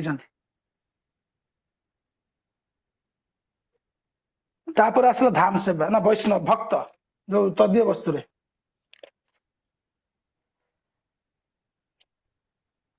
ଭକ୍ତ ବିଷୟରେ କହୁଛନ୍ତି ଭକ୍ତଙ୍କର ସେବା କଲେ ଭଗବାନଙ୍କ ଚରଣରେ ପ୍ରେମ ବଢେ। ରୂପ ଗୋସ୍ୱାମୀ କହୁଛନ୍ତି ଭଗବାନଙ୍କ ସେବା ଯେପରି କରିପାରିବା ସେପରି ଭଗବାନ ଭକ୍ତଙ୍କ ସେବା କରିବା ଉଚିତ। ତ ଭଗବାନଙ୍କ ପୂଜା ସ୍ଥାନ ଗୋମାତା ବ୍ରାହ୍ମଣ ବୈଷ୍ଣବ। ବୈଷ୍ଣବେ ବନ୍ଧୁ ସତ୍କୃତା। ଏକାଦଶ ଅଧ୍ୟାୟ ଏକାଦଶ ସ୍କନ୍ଧ 11 ଅଧ୍ୟାୟ ଏକାଦଶ ଅଧ୍ୟାୟ 42 নম্বর ଶ୍ଲୋକ 11-11-42 ଶ୍ଲୋକ ଦେଖିଦେବ। ବୈଷ୍ଣବ ବନ୍ଧୁ ସତ୍କୃତା। ବୈଷ୍ଣବ ହେଲେ ପ୍ରକୃତ ଭକ୍ତି ଠାରୁ ଭଜନ ଲେଖିଲେ ବୈଷ୍ଣବ ଦେଖିଲେ ଜାଣିବ ଜୀବନର ପ୍ରକୃତର ବନ୍ଧୁ ସେ ହେଲା ବୈଷ୍ଣବ। ଜୀବନରେ ପ୍ରକୃତର ବନ୍ଧୁ କିଏ ସେ ହେଉଛନ୍ତି ବୈଷ୍ଣବ। এই ଏକାଦଶ ସ୍କନ୍ଧ 11-42 নম্বর ଶ୍ଲୋକ। ଭକ୍ତଙ୍କର ସେବା କଲେ ସେ ଭକ୍ତର ଯୋଉ ଭାବ ସେ ପ୍ରଭୁ ଭାବ ସେଇଟା ଆମ କେତେ ବୁଦ୍ଧିକୁ ପଳେଇ ଆସିବ। ଏକାଦଶ ସ୍କନ୍ଧ 11 ସ୍କନ୍ଧ 11-11-42 11 ପ୍ରଭୁ ଏମିତି ଅଛି ସୂର୍ଯ୍ୟ ଅଗ୍ନି ବ୍ରାହ୍ମଣ ଗାବୋ ବୈଷ୍ଣବ ଖମ୍ ମରୁଜ୍ଜଳମ୍ ଭୂରାତ୍ମା ସର୍ବଭୂତାନି ଭଦ୍ର ପୂଜା ପଦାନି ମେ। ଏଇ ଜିନିଷକୁ ପୂଜା କଲେ ସେ ପୂଜା ଡାଇରେକ୍ଟ ମୋର ପୂଜା ହୁଏ। ତେଣୁକରି ଆମେ ଭକ୍ତଙ୍କୁ ଯଦି ପୂଜା କରିବା ଆମେ ଯେଉଁଭଳି ଭକ୍ତଙ୍କ ପ୍ରତି ଆସକ୍ତି ହେବା ସେଇ ଭକ୍ତଙ୍କର ଭାବ ଆମ ହୃଦୟରେ ଆସିବ।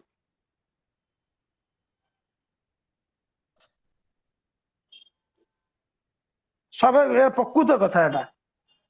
ମାନେ ସାଧୁ ବୈଷ୍ଣବ ଏତେ ଦୟାମୟ ସେମାନେ କୃପା କରିକି ତାଙ୍କର ସେବାର ସୁଯୋଗ ଦେଇକି ତାଙ୍କର କିଛି ଲାଭ ନଥାଏ ବା କିଛି ହିତ ନଥାଏ ସେ ବଦ୍ଧ ଯୁଗକୁ ତାଙ୍କର ସେବାର ସୁଯୋଗ ଦିଅନ୍ତି ସେ ବଦ୍ଧ ଯୁଗର ସେବା ଦୁଃଖ ପାଇଁ ସେ ବଦ୍ଧ ଯୁଗର ମଙ୍ଗଳ ପାଇଁ। ତେଣୁକରି ଆମକୁ ବୈଷ୍ଣବ ଭକ୍ତଙ୍କର ସେବା କରିବା ପାଇଁ ପଡିବ ବୈଷ୍ଣବ ସଂଗ କରିବା ପାଇଁ ପଡିବ।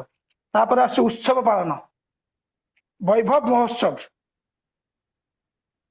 ନିଜର ଯେତିକି ଧନ ସମ୍ପତ୍ତି ଅଛି ସେଇ ଅନୁସାରେ ଭଗବାନଙ୍କର ଉତ୍ସବ ଆଦି ପାଳନ କରିବା ଉଚିତ। କିନ୍ତୁ ଧାର କରଜ କରିକି ନୁହଁ ଲୋକ ଦେଖାଣିଆ ହେଇଯିବ ସେଟା। ଭଗବାନ ଆପଣଙ୍କୁ ଯେତିକି ଲେବୁଲରେ ରଖିଛନ୍ତି ଯୋଉ ଯୋଗ୍ୟତା ଅନୁସାରେ ସେଇ ଯୋଗ୍ୟତା ଅନୁସାରେ ସେବା କରିବେ। ଅଛି ବହୁତ କିନ୍ତୁ ଟିକେ ନାକୁ ପୂଜା କରିବେ ସେଟା ଭଗବାନ ଅସନ୍ତୁଷ୍ଟ ହେଇଯିବେ। ନିଜ ପୁଅର ବାର୍ଥଡେ କୁ ଲକ୍ଷେ ଟଙ୍କା ଖର୍ଚ୍ଚ ହଉଥିବ ଏମିତି ବି ଲୋକ ଅଛନ୍ତି। ଜନ୍ମାଷ୍ଟମୀରେ 10,000 ଟଙ୍କା ଖର୍ଚ୍ଚ ହଉଥିବ ଭଗବାନ ସେଠି ଅସନ୍ତୁଷ୍ଟ।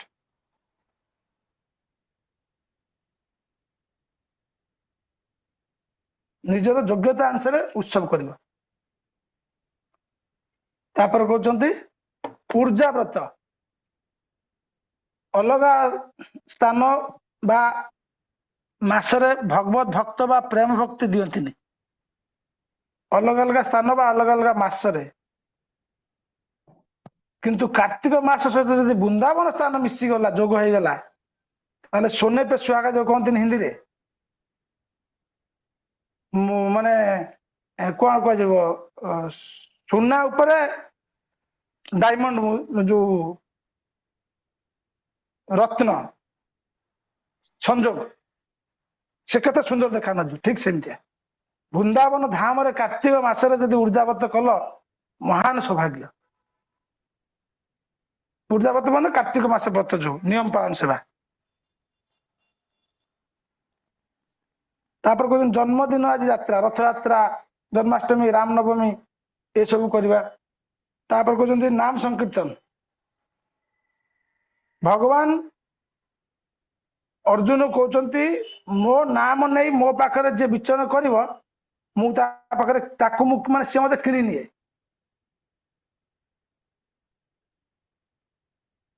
ଏବଂ ଚୈତନ୍ୟ ଚୈତାମୃତ କହୁଛନ୍ତି ନାମ ଚିନ୍ତାମଣି କୃଷ୍ଣ ଚୈତନ୍ୟ ରସ ବିଗ୍ରହ ପୂର୍ଣ୍ଣ ଶୁଦ୍ଧ ନିତ୍ୟ ମୁକ୍ତ ଅଭିନ୍ନ ନାମ ନାମିନ। ମୋ ନାମ ଏବଂ ମୁଁ ଅଭିନ୍ନ। ନାମ ଚିନ୍ତାମଣି କୃଷ୍ଣ ଚୈତନ୍ୟ ବିଗ୍ରହ ଚୈତନ୍ୟ ଶ୍ରୀକୃଷ୍ଣଙ୍କର ଯୋଉ ସଚିତ ଆନନ୍ଦ ରୂପ ବିଗ୍ରହ ଏବଂ କୃଷ୍ଣ କୃଷ୍ଣ ହରେ କୃଷ୍ଣ କୃଷ୍ଣ କୃଷ୍ଣ ହରେ ହରେ ହରେ ରାମ ରାମ ରାମ ହରେ ହରେ ଏ ଦିଟା ଅଭିନ୍ନ କେବେ ଅଲଗା ନୁହେଁ। ସ୍ୱୟଂ କୃଷ୍ଣକୁ ଆମେ ଦର୍ଶନ କରିବା ଏବଂ ହରିନାମ ନବା ଯିବାରେ ଏ ଦିଟାଙ୍କ ଏକା କଥା। ପ୍ରଭୁଜୀ ସେ ପୂର୍ଣ୍ଣ ଜିନିଷଟା ଶୁଦ୍ଧ। ଟିକେ ଭଲ କି ପ୍ରଭୁଜୀ ସେ ଯୋଉ ଆପଣ କହିଲେ ଯୋଉ ନାମ କଲା ବେଳେ ଏଇଟା ଯୋଉ ଚିନ୍ତନ କରିବା ସେଇଟା ହେଇପାରୁନି ପ୍ରଭୁଜୀ। ତ ଚିନ୍ତନ କରିବା କିଛି ଆବଶ୍ୟକ ନାହିଁ, କୋଉଠି ଚିନ୍ତନ କରିବା ପାଇଁ କୁହାହେଇନି। ଆମର ଜୀବ ଗୋସ୍ୱାମୀ କହୁଛନ୍ତି ମୁଖ୍ୟ ବର୍ତ୍ତମାନ ଆମର ଯୋଉ ଆଚାର୍ଯ୍ୟ ସିଏ କହିଛନ୍ତି ହରିନାମ କର, କେବଳ ହରିନାମ ଶୁଣ, କିଛି କରିବା ଦରକାର ନାହିଁ। ଏମିତି ହରିନାମ କରିବ, ହରେ କୃଷ୍ଣ କୃଷ୍ଣ କୃଷ୍ଣ ହରେ ହରେ, ହରେ ରାମ ରାମ ରାମ ହରେ ହରେ। ସ୍ପଷ୍ଟ ଭାବରେ ନିଜ ଉଚ୍ଚାରଣ କମ ସେ କମ ନିଜେ ଶୁଣିପାରୁଥିବ, ଆଉ କେହି ଶୁଣନ୍ତୁ ନ ଶୁଣନ୍ତୁ, ଖାଲି ଶୁଣିବା ପାଇଁ ହରିନାମ କର।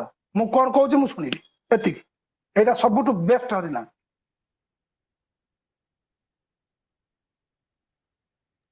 ଆଜ୍ଞା ପ୍ରଭୁଜୀ।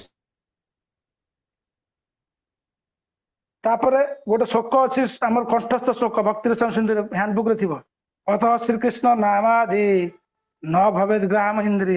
ଏଇ ପରିପ୍ରେକ୍ଷୀରେ ସେବନ ମୁଖ ହି ଜିହ୍ୱାଦୌ ସ୍ୱୟମେବ ସ୍ଫୁରତ୍ୟଦ ଅଛି ନା ହ୍ୟାଣ୍ଡବୁକ୍ ରେ? ଅଛି ପ୍ରଭୁ। ହଁ ପ୍ରଭୁ, ଏ ଶ୍ଲୋକଟା ଆମର ଆମର ଆମର ଆବୃତ୍ତିରେ ଅଛି ପ୍ରଭୁ, ଆମର ଆବୃତ୍ତି ପାଇଁ ଯଦି ହଁ, ଦିଆଯାଇଛି। ଅଥ ଶ୍ରୀକୃଷ୍ଣ ନାମାଦି, ଆବୃତ୍ତି ଭଗବାନଙ୍କର ଅନୁବାଦ। ନାମ ଗ୍ରହଣ କରିବ। ଗ୍ରାହ୍ୟ ଇନ୍ଦ୍ରିୟ, ଇନ୍ଦ୍ରିୟ ଗୁଡିକ ଦ୍ଵାରା। ସେବନ ମୁଖ ଜିହ୍ୱାରେ ଆସ୍ୱାଦନ କରିବ, ସ୍ୱୟଂ ଭଗବାନଙ୍କର ଆସ୍ୱାଦନ ମାନେ ସେଟା ଗ୍ରହଣ କରିବେ। ଏଇ ପାଞ୍ଚଟି ସାଧନ ପ୍ରବଳ ମଧ୍ୟରୁ ସବୁଠୁ ମୁଖ୍ୟ ଯଦି ପଚରାଯିବ କଣ, ଯେ ପାଞ୍ଚଟା ତ ପ୍ରବଳ, ଯୋଉ ପାଞ୍ଚ ପ୍ରକାର ସାଧନ ହେଲା କଣ? ପ୍ରଥମ କହିଲେ ଧାମ ବାସ, ଶିବ ବିଗ୍ରହ ପୂଜା, ତାପରେ ଧାମ ବାସ, ତାପରେ ଶାସ୍ତ୍ର ଅଧ୍ୟୟନ, ବୈଷ୍ଣବ, ନାମ ସଂକୀର୍ତ୍ତନ। ଏ ଯୋଉ ପାଞ୍ଚ ପ୍ରକାର ମଧ୍ୟରୁ ସବୁଠୁ ମୁଖ୍ୟ ମାନେ ବଡବାନ ହଉଛି, ବଳବାନ କିଏ, ଗୁରୁତ୍ୱପୂର୍ଣ୍ଣ କିଏ? ନାମ ସଂକୀର୍ତ୍ତନ। ଏ ପ୍ରବଳ ପାଞ୍ଚ ପ୍ରକାର ସାଧନ ମଧ୍ୟରେ ନାମ ସଂକୀର୍ତ୍ତନ ମୁଖ୍ୟ। ଏଇ ସାଧନ ବିନା ବିନା ଭେଜାଲରେ ଆମେ କରିପାରିବା। କେମିତି? ହରିନାମରେ କିଛି ମିଶ୍ରଣ ହେଇପାରିବନି। ଆଉ ଆମେ ଭଗବାନଙ୍କୁ ତପସ୍ୟା କରିପାରିବାନି ଠିକ ସେ, କି ଭଗବାନଙ୍କର ପୂଜା ବି ଭଲ କରିପାରିବାନି। ଘିଅ ଯଦି ଟିକେ ସାଧନ ନ ରହିବା, ଚର୍ବି, ଘିଅ ବଦଳରେ ଚର୍ବିରେ ଆମେ ଆଳତି ଜାଳିବା, ସେ ଚର୍ବିକି କାଟି ଘିଅ ବନେଇକି ବିକ୍ରି କରିଦଉଛୁ। କିନ୍ତୁ ହରିନାମର କିଛି ମିଶ୍ରଣ ନାହିଁ। ଗୋଲକେର ପ୍ରେମଧନ ହରିନାମ ସଂକୀର୍ତ୍ତନ। ତ ସନାତନ ଗୋସ୍ୱାମୀ କହୁଛନ୍ତି, ତାଙ୍କ ସେ ନିଜେ ନାମ ପ୍ରଭୁ ପ୍ରଣାମ କରୁଛନ୍ତି, ଜୟତି ଜୟତି ନାମାନନ୍ଦ ରୂପାୟ ମୁରାରେ। ଏଇ ସାଧନରେ, ଏଇ ହରିନାମ ସାଧନରେ ସବୁ ବର୍ଣ୍ଣ ଆଶ୍ରମ ସବୁ ପାଳନ ସବୁ ଛୁଟ ଛାଡ କରାହେଇଛି।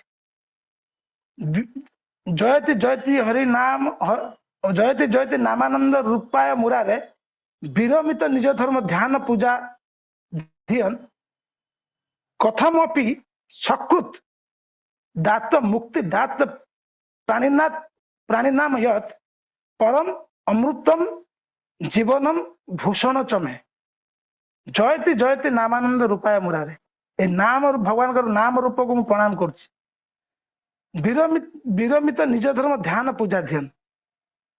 এই হরিনাম ধর্মকে পালন করা হচ্ছে মোর একমাত্র ধর্ম। কথম অপি, কৌশি প্রকার ବି କୌଣସି ଇନ୍ଦ୍ରିୟ ଦ୍ୱାରା, ସକୃତ ମାନେ କିଞ୍ଚିତ ଅଳ୍ପ, ଦାତ ମୁକ୍ତି ଦାତ ପ୍ରାଣୀ ଦାତ ପ୍ରାଣୀ ନାମ ୟତ୍, ପ୍ରାଣୀର ଯେ ଅଳ୍ପ ମାତ୍ର ସଂସ୍ପର୍ଶ ଦ୍ୱାରା, ହରିନାମ ଦ୍ୱାରା ପ୍ରାଣୀର ମୁକ୍ତି ହେଇଯାଏ। ଏଇଠି କହୁଛନ୍ତି ଯେକୌଣସି ଇନ୍ଦ୍ରିୟ ଦ୍ୱାରା ଯେପରି ଭାବରେ। ପ୍ରଶ୍ନ ଆସିପାରିବ, ଅନ୍ଧ କିପରି, ଧର ବୃନ୍ଦାବନ ଧାମ ଯାଇଛି, ଗୋଟେ ବନ୍ଧ ଅନ୍ଧ ହରିନାମ ଶୁଣିନି କି ଦେଖିପାରୁନି, ପଢିପାରିବନି, ଗୋଟେ ଜାଗାରେ ଲେଖା ହେଇଛି ରାଧେ ଶ୍ୟାମ, ସେଇଠି ସେ ସ୍ପର୍ଶ କରିଦେଲା, ଖାଲି ହାତରେ ଛୁଇଁ ଦେଲା, ସେତିକିରେ ବି ତାର କୃତାର୍ଥ ହେଇଯିବ। ହରିନାମ ଏତେ ମଙ୍ଗଳମୟ।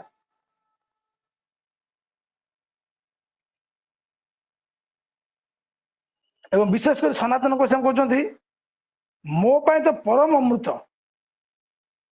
ଏ ହରିନାମ। ଏବଂ ଏହି ଉପରେ ପରୀକ୍ଷିତ ମହାରାଜଙ୍କୁ ମଧ୍ୟ ପ୍ରଶ୍ନ କରିଛନ୍ତି ଭାଗବତମରେ।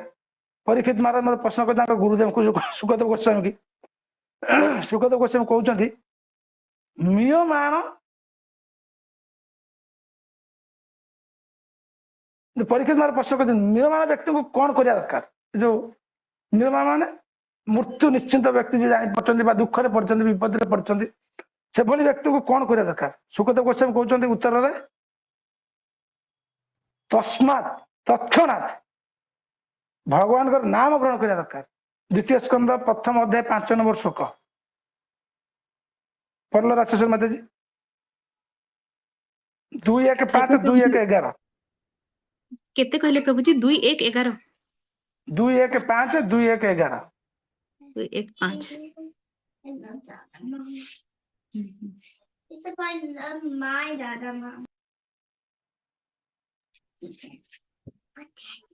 तस्माद्मारात सर्वात्मा भगवनीश्वरो हरिः श्रोतव्य कीर्तितव्यस्र स्मर्तव्यश्चेच्छता भयम्. O descendant of King Bharata, one who desires to be free from all miseries must hear about, glorify, and also remember the personality of Godhead, who is the super soul and the controller and the savior from all miseries.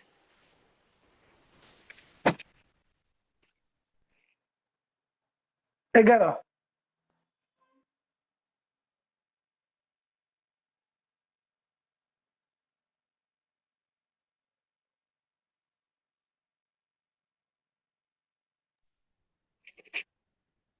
एतन्निर्विद्यमानानामिच्छतामा कुतो भयम् योगिनां रूपनिर्णीतं हरेर्नामानुकीर्तनम्.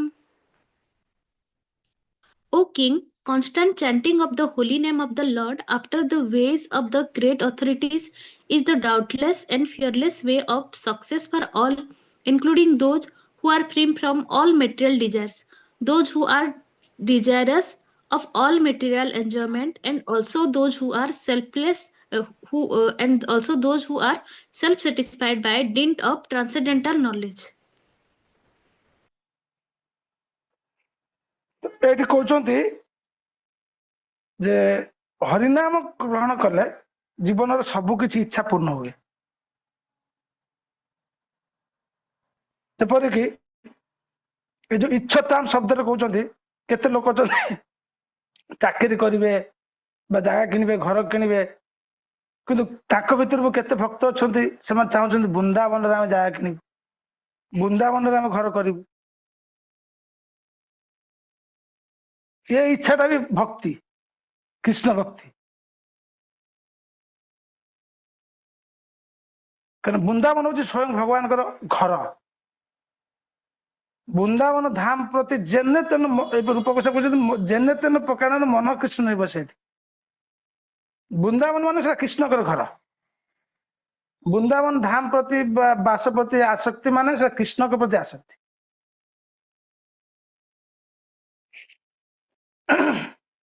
ତାପରେ କହୁଛନ୍ତି ଏଇ ଯୋଉ 11 number ଶ୍ଲୋକରେ ଅକୃତ ଭୟମ୍। ଏ ହରିନାମ କଲେ କୌଣସି ପ୍ରକାର ଭୟ ରହିବନି। ସବୁ ଭୟ ମୂଳତଃ ହଉଛି ଭୟ ହଉଛି କଣ? ମୃତ୍ୟୁର ଭୟ, ଧନ ଅପହରଣର ଭୟ ବା ମାନ ସମ୍ମାନର ଭୟ। ବୃନ୍ଦାବନ ଯିଏ ରହିବେ ତାଙ୍କ ସବୁ ଏସବୁ ଉନ୍ନତି ହେଇ ଚାଲିବ। ଏ ବୃନ୍ଦାବନବାସୀ ବୈଷ୍ଣବ ବାପରେ ବାପ ପ୍ରଣାମ ପ୍ରଣାମ ଦଣ୍ଡବତ। ଲୋକ ଶୁଣିଲା ମାନେ ପ୍ରଣାମ କରିବେ, ନତ ମସ୍ତକ ତାଙ୍କ ପାଦ ତଳକୁ ପଳେଇବ। ଏବଂ ଲାଷ୍ଟ କହୁଛନ୍ତି କିପରି ରହିବ? ହରି ନାମାନୁକୀର୍ତ୍ତନ, ଭଗବାନଙ୍କ ଧାମରେ ଭଗବାନଙ୍କ ନାମକୁ ଆଶ୍ରୟ କରି ରହିବ। ଏବଂ ଚୈତନ୍ୟ ମହାପ୍ରଭୁ ମଧ୍ୟ କହିଲେ ଚୈତନ୍ୟ ଚରିତାମୃତ ଅନ୍ତଲୀଳା 4ର୍ଥ ଅଧ୍ୟାୟରେ 70 ଏବଂ 71 ଭଜନର ମଧ୍ୟ ଶ୍ରେଷ୍ଠ ନବବିଧା ଭକ୍ତି। ତାପରେ 71 ନମ୍ବର ଶ୍ଲୋକ କହୁଛନ୍ତି ତାର ମଧ୍ୟ ସର୍ବଶ୍ରେଷ୍ଠ ନାମ ସଂକୀର୍ତ୍ତନ। ଏ 64 ଲକ୍ଷ ଲକ୍ଷ ପ୍ରକାର ଭଜନ ଅଛି। ସନାତନ ଗୋସ୍ୱାମୀ ଲେଖିଲେ, ପ୍ରଥମ କ୍ଲାସ ଆମେ ଶୁଣିଥିଲେ ହରିଭକ୍ତି ବିଳାସରେ। ସେଥିରୁ ରୂପ ଗୋସ୍ୱାମୀ ଆପଣଙ୍କୁ ଦେଲେ, ଆମକୁ ଦେଲେ 64। 64 ଭିତରୁ ନବଦା ହେଲା ମୁଖ୍ୟ। ଏ ନବଦା ବ୍ୟକ୍ତିରୁ ହରିନାମ ସଂକୀର୍ତ୍ତନ ହଉଛି ସର୍ବଶ୍ରେଷ୍ଠ। ତାର ମଧ୍ୟ ସର୍ବଶ୍ରେଷ୍ଠ ନାମ ସଂକୀର୍ତ୍ତନ। ତେଣୁକରି ହରିନାମ ନାମ ସଂକୀର୍ତ୍ତନ ବହୁତ ଶ୍ରେଷ୍ଠ ଭକ୍ତି। ଏବେ ଆଉ 5 ମିନିଟ ଅଛି। ଆଜି ଟିକେ କ୍ଲାସ 10-15 ମିନିଟ ଲେଟ୍ କରିବା କି 13 ଅଧ୍ୟାୟଟା ସରିଯିବ। ଠିକ ଅଛି, କାଲି ପଢିବା ଭଲରେ। এইପରି ଭାବରେ ଆମର ଦ୍ୱାଦଶ ଅଧ୍ୟାୟ ଯାହା ଯେମିତି ଟଚ୍ କରାହେଲା।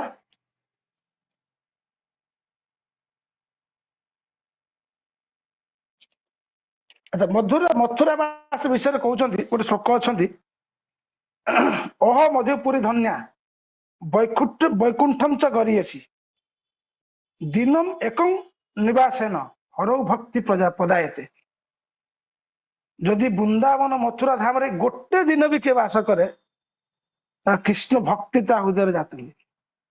ଯଦି ସବୁବେଳେ ଯିଏ ରହିଲେ ତାଙ୍କର କେତେ ସୌଭାଗ୍ୟ ଅଛି ତାଙ୍କର। ତେଣୁକରି ମହାପ୍ରଭୁ ସବୁବେଳେ କୁହନ୍ତି ଯେ ମୋର ମନ ବୃନ୍ଦାବନ। ଯଦିଓ ସେ ପୁରୀ ଧାମରେ ରହିଲେ ମହାପ୍ରଭୁ, କିନ୍ତୁ ପୁରୀ ଧାମରେ କେବେ ସେ ପୁରୀ ଧାମ ଭାବିକି ରହିନାହାନ୍ତି। ଆମେ ଯୋଉ କହୁଛୁ, ଆମେ ଟିକେ ପୂର୍ବରୁ ଚିନ୍ତା କଲେ ଚେତନା, ଆମର ଯାହାର ଭାବ ଭଗବାନ ହେଲେ ଭାବଗ୍ରାହୀ ଜନାର୍ଦ୍ଦନ। ମହାପ୍ରଭୁ କେବେ ବି ପୁରୀ ଧାମ ଭାବିକି ରହିଛନ୍ତି କି? ନାଇଁ ପ୍ରଭୁଜୀ କୌଣସି ନାଇଁ। ଲୀଳାରେ ମହାପ୍ରଭୁଙ୍କର କିଏ ପ୍ରମାଣ ଦେଇପାରିବେ ମହାପ୍ରଭୁ ଭାବିଛନ୍ତି ଏଟା ପୁରୀ ଧାମ? ଜଗନ୍ନାଥଙ୍କୁ ଦେଖିଲା ମାନେ ସେ ଦେଖନ୍ତି ଦ୍ୱିଭୁଜ ଶ୍ୟାମ ସୁନ୍ଦର ରୂପ। ଏବଂ ସବୁ ଯାହା ବି ଲୀଳା ପ୍ରକଟ କରିଛନ୍ତି, ଚୈତନ୍ୟ ଚରିତାମୃତ ଶ୍ରବଣ କରନ୍ତୁ, ଚୈତନ୍ୟ ଭାଗବତ ଶ୍ରବଣ କରନ୍ତୁ, ସବୁ ବୃନ୍ଦାବନ ଧାମ ରିଲେଟେଡ ଲୀଳା। କେବେ ପୁରୀ ଧାମର ପ୍ରଶ୍ନ ନାହିଁ ମହାପ୍ରଭୁଙ୍କ ଭାବରେ। ତେଣୁକରି ରୂପ ଗୋସ୍ୱାମୀ ମଧ୍ୟ ଲେଖିଥିଲେ, ଆମେ ପଢୁଥିଲେ ଉପଦେଶାମୃତ ଗ୍ରନ୍ଥରେ 9 ନମ୍ବର ଶ୍ଲୋକ, ବୈକୁଣ୍ଠ ଜନିତ ବରା ମଧୁପୁରୀ ତତ୍ରାପି ରାସୋତ୍ସବାଦ ବୃନ୍ଦାରଣ୍ୟମ ଉଦାର ପାଣି ମଣା ତତ୍ରାପି ଗୋବର୍ଦ୍ଧନ ରାଧା କୁଣ୍ଡମ ଇହାପି ଗୋକୁଳ ପତେ ପ୍ରେମାମୃତ ପ୍ଲାବନାଥ କୁର୍ଜ୍ୟା ଦସ୍ୟ ବିରାଜତ ଗିରିତଟେ ସେବାଂ ବିବେକୀନ କହ। ଏଇ ୟୁନିଭର୍ସରେ ଯେତେଟା ଦେଶ ବା ଯେତେଟା ଲୋକ ଅଛି, ତା ଭିତରେ ଭାରତ ବର୍ଷ ସର୍ବଶ୍ରେଷ୍ଠ ଦେଶ। ଭାରତ ବର୍ଷ ଭିତରେ ଯେତେ ରାଜ୍ୟ ଜିଲ୍ଲା ଯାହା ଅଛି, ଯୋଉ ଯେତେ ଭୂମି ଅଛି, ତା ଭିତରେ ମଥୁରା ମଣ୍ଡଳ ଶ୍ରେଷ୍ଠ। ମଥୁରା ମଣ୍ଡଳ ମାନେ ତ 84 କୋଶ ବଜଭୂମି। ମଥୁରା ମଣ୍ଡଳ ଭିତରେ ଯୋଉ 12ଟା ବର୍ଣ୍ଣ 24ଟା ଉପବର୍ଣ୍ଣ ଯାହା ଅଛି, ବୃନ୍ଦାବନ ଶ୍ରେଷ୍ଠ। ବୃନ୍ଦାବନ ଭିତରେ ରାଧାକୁଣ୍ଡ ଶ୍ରେଷ୍ଠ। ରାଧାକୁଣ୍ଡ ହଉଛନ୍ତି, ରାଧାକୁଣ୍ଡ ହଉଛି କୃଷ୍ଣଙ୍କର ମାନେ ଅଭିନ୍ନ ରାଧାରାଣୀ, କୃଷ୍ଣଙ୍କର ମାନେ ଅତି ପ୍ରିୟ ବସ୍ତୁ। କୋଉ ଭଳିଆ ବିବେକୀ ବ୍ୟକ୍ତି ନାହିଁ ଯାହା ମାନେ ହୃଦୟରେ ବା ଚିତ୍ତରେ ଟିକେ ସ୍ୱଳ୍ପ ମାତ୍ର ବୁଦ୍ଧି ଅଛି, ସେ ରାଧାକୁଣ୍ଡରେ ବାସ କରିବା ପାଇଁ ତା ମନରେ ଲାଳସା ନ ହବ।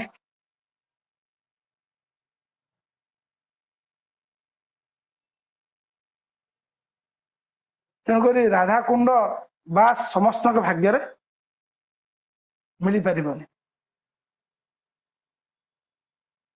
ଆଉ ଯାହା ଭାଗ୍ୟରେ ମିଳିଲା, ଜାଣିବ ଗୁରୁ ଗୋରାଙ୍କର ବହୁତ କୃପା ତାଙ୍କ ପ୍ରତି।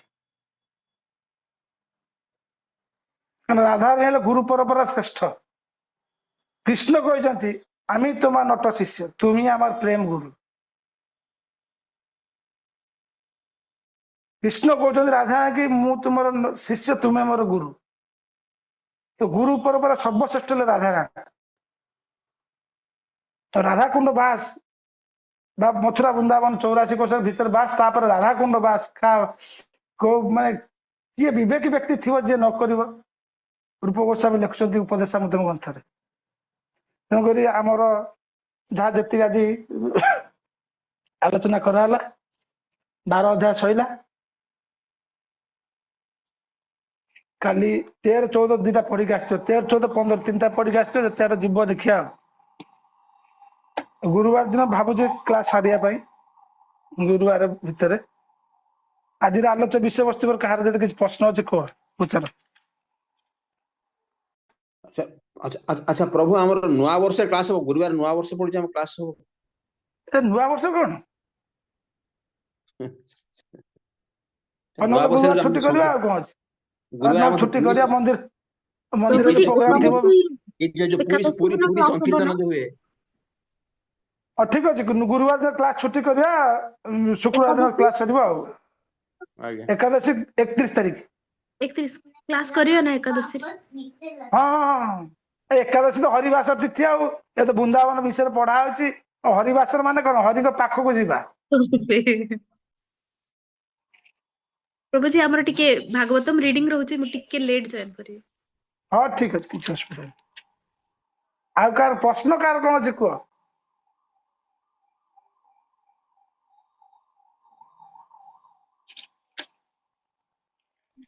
हरे कृष्ण प्रभु प्रणाम। जगतगुरु श्रील प्रभुपाद महाराज की जय। हरे कृष्ण प्रभु किए कौन प्रणाम। कहते? प्रभु କୁହନ୍ତୁ ମା। ମୋର क्वेश्चन थिला कि जो आपण कहलेनी कि जो माने तुलसीरे जल दान करती से माने समस्ते मोक्ष पाइबे, तो हमर ओडिया घरे तो समस्ते प्राय तुलसी रे पानी दियंती सकाळे, तो समस्ते मोक्ष पाइबे ଅସୁବିଧା କଣ ଅଛି? ना? माने ଆଉ मो ରୂପ पचार ଗୋସ୍ୱାମୀ ଲେଖିଛନ୍ତି, ଏଥିରେ ସନ୍ଦେହ କରିବାର କିଛି ଅଛି? ना प्रभु किछि सेंसी डाउट नाही, काना रूप गोस्वामी लेखचन तो से तो चैतन्य महाप्रभुଙ୍କର ଚିତ୍ତରେ ଯାହା ଥାଏ ସେ ବି ଜାଣି ପାରନ୍ତି, ତ ଆମେ କଣ କରିପାରିବା?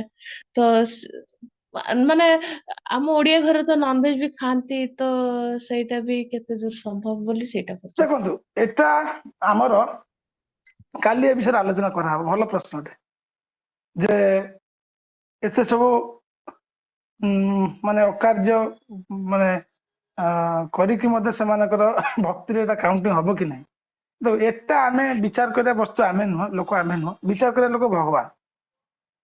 ତ ଭଗବାନଙ୍କର ନୀତି ନିୟମ କଣ, କିଏ ପାଳନ କରୁଛେ କିଏ ପାଳନ କରୁନି। ଯେମିତି କି ଆମ ଓଡିଆର କଥା, ଗୋଦରା କୋଡ଼ ଯେତେ ମାଡ଼ ସେତେ। ତ ଏପଟେ ତୁଳସୀ ମାଳ ପାଣି ଦେଲେ, ସେପଟେ ଜୀବ ହତ୍ୟା କଲେ। ତ ଭଗବାନ ମନା କରିଛନ୍ତି ଜୀବ ହତ୍ୟା କରିବନି। ତେଣୁକରି ତାର ଫଳଦାତା କୃଷ୍ଣ କହୁଛନ୍ତି, ତମେ କର୍ମ କରିଥାର ଫଳ ପାଇଁ ଆଶା କର। ଫଳଦାତା ଜଗତ କୃଷ୍ଣ ନିଜେ, ଜଗନ୍ନାଥ ନିଜେ। ତ କଣ କବ କଣ ନାହିଁ ସେଟା ସିଏ ବୁଝିବେ। କିଏ ଉଦ୍ଧାର ହବ କିଏ ଉଦ୍ଧାର ହବନି, ଆମେ କିନ୍ତୁ ଆମର କର୍ତ୍ତବ୍ୟ ସମ୍ପାଦନ କରିଚାଲିବା ପ୍ରଭୁ କୃଷ୍ଣଙ୍କର ଉପଦେଶ ଅନୁସାରେ। ଆନୁକୂଲ୍ୟସ୍ୟ କୃଷ୍ଣାନୁଶୀଳନ, ଆଜ୍ଞା ପ୍ରଭୁ। ପ୍ରତିକୂଳସ୍ୟ ନାହିଁ, ଆନୁକୂଲ୍ୟସ୍ୟ। प्रभु एक्चुअली ମୁଁ ପଚାରିଲି ଏଇଥିପାଇଁ କି ଯଦି ତାଙ୍କ ମାନଙ୍କୁ ଯଦି କହିବ କି ଭଗବତ ଗୀତା ପଢ, କି ଇସ୍କନ ଚାଲ, ପ୍ରସାଦ ବନାଅ, ଭଗବାନଙ୍କୁ ଖିଲାଅ, ତମ ବାପାଙ୍କୁ ତୁମେ ଖିଲେଇଲେ ଯେମିତି ତାଙ୍କୁ ପସନ୍ଦ ହଉଛି, ଭଗବାନଙ୍କୁ ଖୁଇଲେ ଆହୁରି ବହୁତ ଭଗବାନ ପ୍ରସନ୍ନ ହେବେ, ଆଉ ତୁମର ବଡତି ହବ। ତ ସେମାନେ କୁହନ୍ତି ହଁ ହଁ ନନଭେଜ ତ ଆମେ ଖାଉଛୁ, ପିଆଜ ରସୁଣ ଖାଉଛୁ, ଥୋଡି ତମ ଭଳିଆ ବିନା ପିଆଜ ରସୁଣ ଖାଉଛୁ, ଭଗବାନଙ୍କୁ ଭୋଗ ଲଗେଇଦବୁ, ଆଉ ଗୀତା ପଢିବା କଣ ଦରକାର, ଆମେ ତ ବାପା ମାଙ୍କର ସେବା କରୁଛୁ, ତମ ମାନେ ତ ବାହାରେ ରହିକି ଏକା ଏକା କିଛି ସେବା ନାହିଁ, ଆଉ ତୁମର କିଛି କାମ ଧନ୍ଦା ନାହିଁ, ତୁମେ ଇସ୍କନ ଚାଲି ଯାଉଛ, 16 ମାଳା ଜପ କରିବା ପାଇଁ ବି ଟାଇମ ମିଳିଯାଉଛି, ଆଉ ହଉଛି ଜପ କରୁଛ, କୀର୍ତ୍ତନ କରୁଛ, ବୁକ୍ ଡିଷ୍ଟ୍ରିବ୍ୟୁସନ ପାଇଁ ସନ୍ଧ୍ୟା ବେଳେ 4 ଘଣ୍ଟା ପଳଉଛ, ଏମିତି ସବୁ କହୁଛନ୍ତି। ତ ଆମର ସେଗୁଡା ସବୁ କିଛି ଦରକାର ନାହିଁ, ଆମେ ସବୁ ଠିକ ଠାକ କରୁଛୁ ଆମ କାମ। ତ ସେଇମାନଙ୍କ ପାଇଁ ହିଁ ମୁଁ ପଚାରିଲି କି ଯୋଉ ଆପଣ କହିଲେ ତୁଳସୀ ପାଣି ଚଢେଇଲେ ମୋକ୍ଷ ପ୍ରାପ୍ତି ହବ, ସେଇଥିପାଇଁ ଟିକେ ଡାଉଟ, ସେଇଥିପାଇଁ ପଚାରିଲି। ନା ଏଇଟା କହିଛନ୍ତି ଠିକ ଅଛି, ତା ଭିତରେ ପୁଣି ଟର୍ମସ କଣ୍ଡିସନସ ରହୁଛି।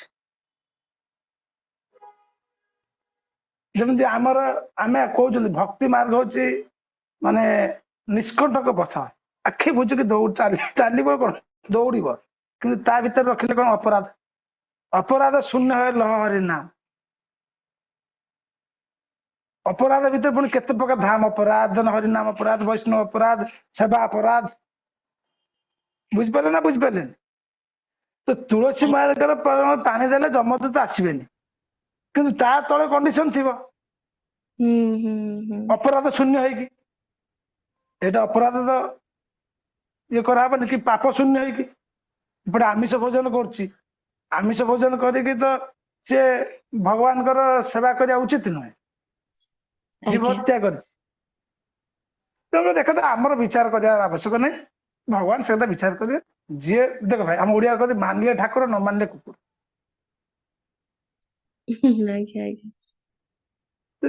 ସମସ୍ତେ ବି ଏକାଥରେ ଗ୍ରହଣ କରିପାରିବେନି। ଆମେ ନିଜେ କହୁଛନ୍ତି ଯେତେବେଳେ ପର୍ଯ୍ୟନ୍ତ ତାଙ୍କର ସମସ୍ତ ପାପରୁ ସେ ମୁକ୍ତ ନ ହେବେ, ହରିନା ମହାପ୍ରସାଦ ଗୋବିନ୍ଦେ ନାମ ବ୍ରହ୍ମଣୀ ବୈଷ୍ଣବେ ସ୍ୱଳ୍ପ ପୁଣ୍ୟ ବର୍ତ୍ତମାନ ରାଜନ ବିଶ୍ୱାସ ନୈବ ଯାୟତେ। ହରିନାମ ମହାପ୍ରସାଦ ଗୋବିନ୍ଦେ କୃଷ୍ଣ महाप्रसाद भगवान प्रसाद तापर गोविंद कृष्ण गोविंद नाम नाम मान हरिनाम ब्राह्मणी वैष्णव वैष्णव ये चार्टा जिनस प्रति स्वल्प पुण्य जार अल्प पुण्य से विश्वास आसबनी जार पुण्य ना ता कथा कौन कह जे खाली पापर मचलन माने मजी रही तेणुक एम भगवान प्रति साधु प्रति विश्वास आसबनी समय ताकर है समय हेल्ला हम सबुर मूल है समय से समय आज आउ के दिन पर देखिए 5 वर्ष 10 वर्ष पर से लोक भक्त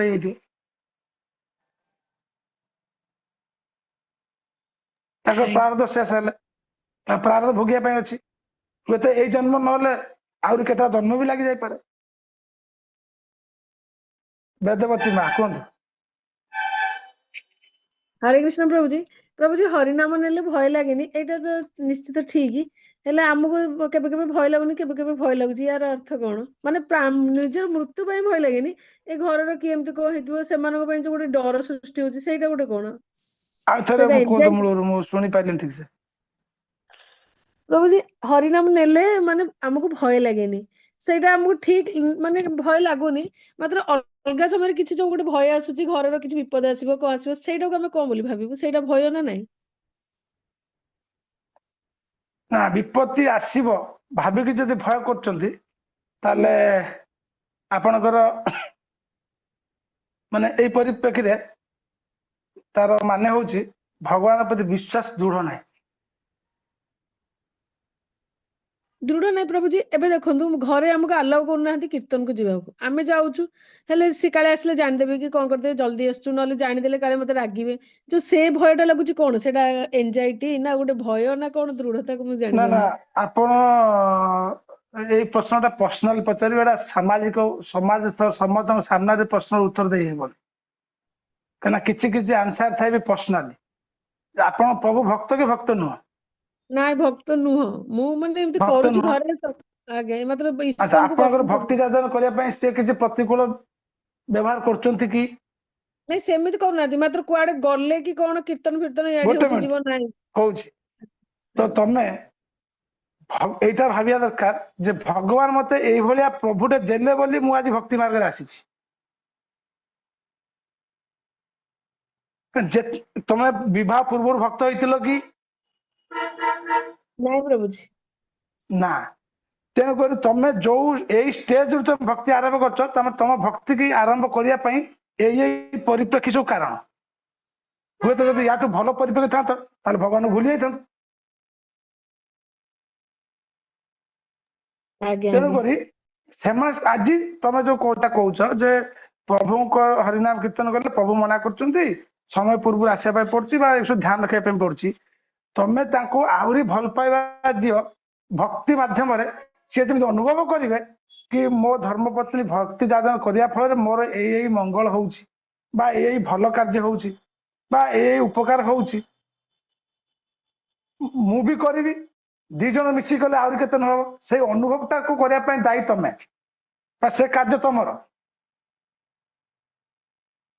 प्रभु जी मु सेटा सब बेले करूची कारण मते असुविधा होची ना मु तांको सब बेले मोटिवेशन करूची बस सुंदर कथा आ करिया परे भी समय बलबा समय गोटे थाए भगवान करे से समय को अपेक्षा कर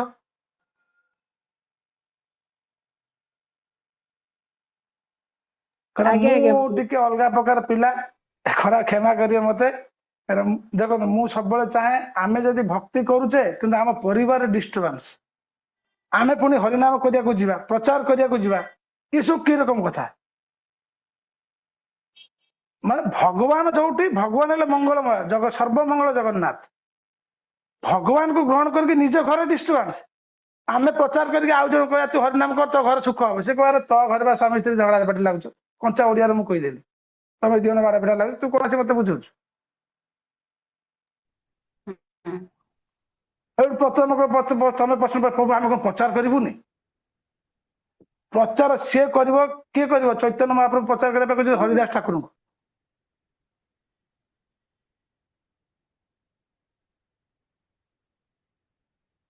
तुम निजर आगे उद्धार कर उद्धार करने चेष्टा कर ତାପରେ ଆଉ ଗୋଟେ କଥା, ତମେ ହେଲ ସ୍ତ୍ରୀ ଜାତି, ଯେହେତୁ ଘରେ ପ୍ରଭୁ ଅଛନ୍ତି, ପିଲାମାନେ ଅଛନ୍ତି, ସେମାନଙ୍କ ପ୍ରତି କିଛି କର୍ତ୍ତବ୍ୟ ଅଛି, କର୍ତ୍ତବ୍ୟ ସମ୍ପାଦନ କରିସାରିକି ଯଦି ଏକ୍ସଟ୍ରା ଟାଇମ ମିଳୁଛି ପ୍ରଚାର କର, କିଛି ଅସୁବିଧା ନାହିଁ। ଆଉ ଗୋଟେ ସବୁଠୁ ବଡ ପ୍ରଚାର ହଉଛି ଗୋଟେ ମା ପାଇଁ, ଖରାପ ଭାବିବନି, ଗୋଟେ ମା ପାଇଁ ସବୁଠୁ ବଡ ପ୍ରଚାର ହଉଛି ତା କୋଳରେ ଥିବା ସନ୍ତାନକୁ ବୈଷ୍ଣବ କରିବା। ଭଗବାନ ଯୋଉ ସନ୍ତାନ ଗୋଟେ ଦିଟା ପାଞ୍ଚ ତିନିଟା ଯାହା ଦେଇଛନ୍ତି କୋଳରେ, ସେଇମାନଙ୍କୁ ବୈଷ୍ଣବ କରିବା ତ ସେ ମାର ସବୁଠୁ ବଡ ପ୍ରଚାର। ଏହାଠୁ ବଡ ପ୍ରଚାର ଆଉ କିଛି ନାହିଁ ସେ ମା ପାଇଁ। ହୁଁ।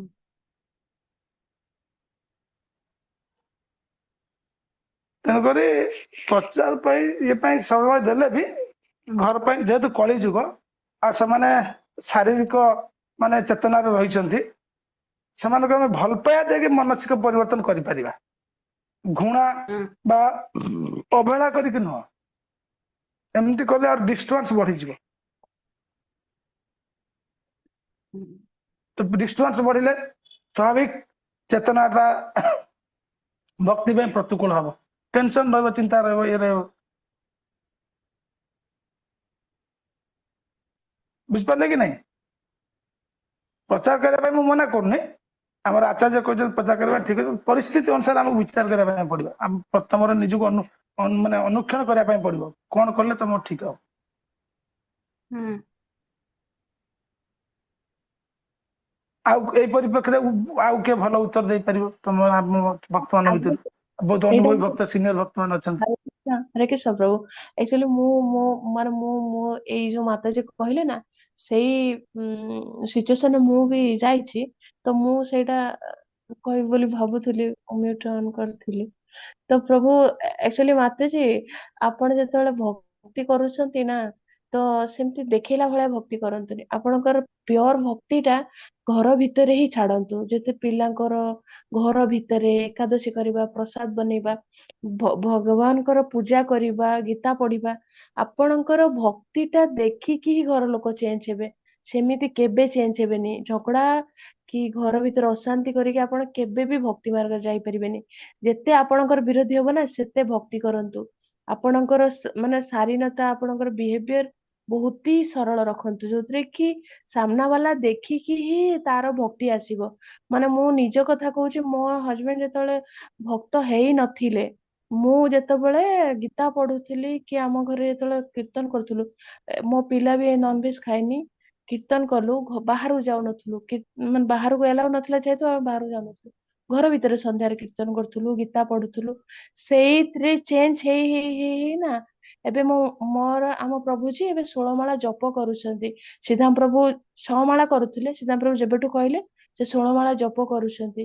ତ ମୁଁ ବି ତାଙ୍କୁ ବି ଦେଖୁଛି, ସେ ଗୀତା ପଢୁଛନ୍ତି। ମାନେ ଧୀରେ ଧୀରେ ଲୋକ ଚେଞ୍ଜ ହୁଅନ୍ତି। ଆପଣଙ୍କର ବୈଷ୍ଣବତା, ଆପଣଙ୍କର ଶାରୀନତାଟାକୁ ଦେଖିକି ଘର ଭିତରେ ଧୀରେ ଧୀରେ ଚେଞ୍ଜ କରନ୍ତୁ, ଜଲ୍ଦବାଜି ବିଲକୁଲ ନାହିଁ। ହୁଁ। ହୁଁ। ବହୁତ ବହୁତ ଧନ୍ୟବାଦ। ଆପଣଙ୍କର ଶାରୀନତା ଦେଖିକି ଆପଣ ଆଗେ ବୈଷ୍ଣବତାର ଯେତିକି ଗୁଣ ନିଜ ଭିତରେ ଆଣନ୍ତୁ। ପୁରା ସାଇଲେଣ୍ଟ ରହିକି ସବୁ କାମ କରିପାରିବେ, ନହେଲେ କେବେ ହବନି। ହରେ କୃଷ୍ଣ ମାତାଜୀ। ମାତାଜୀ ଆପଣ ଯୋଉଟା କହିଲେ ସେଇଟା ବି ଆମେ କରୁଛୁ, ଘର ଭିତରେ ସେ କୋଅପରେଟ କରୁଛନ୍ତି, ମାଳା କର ଆକୁ କର। ମାତ୍ର ଆମେ ସଣ୍ଡେରେ ପ୍ରୋଗ୍ରାମ ଅଛି କୀର୍ତ୍ତନ, ମାନେ ଇସ୍କନ ଯିବାକୁ ପାଇଁ, ଭକ୍ତ ସଂଘ କରିବା, ଆମ ଭିତରେ ଯୋଉଟା ଇଚ୍ଛା ଅଛି ସେଇ ଜିନିଷଟାକୁ ସେ ଆଲାଉ କରୁନାହାନ୍ତି। ସେଇଟା ଘରେ ଧୀରେ ଧୀରେ ବସିକି ହବ, ସେ ଆପଣ ବି ଅନୁଭବ କରିବେ। ସେତିକି କରିକି ଆପଣ ଧୀରେ ଧୀରେ କରନ୍ତୁ, ଯେ କି ହୁଁ। ହଁ ଆଜି ସଣ୍ଡେ ଅଛି, କୁଆଡେ ବୁଲିବାକୁ ଯାଆନ୍ତୁନି, ବାହାରକୁ ବୁଲିବା ପାଇଁ ଜମା ଯାଆନ୍ତୁନି, ପିକ୍ଚର ଜମା ଯିବେନି। ମାନେ ବାହାରେ ପିଲାଙ୍କୁ ଭାଇବ୍ରେସନ ଯୋଉଠି ଖରାପ ଆସୁଛି ନା, ବିଲକୁଲ ବି ଯିବେନି। କେବଳ ଇସ୍କନର କୀର୍ତ୍ତନ, ମାନେ ଯୋଉଠି ଆପଣଙ୍କୁ ଶାନ୍ତି ମିଳିବ, ସେଇ ଜାଗାକୁ ହିଁ ପ୍ରିଫର କରିବେ।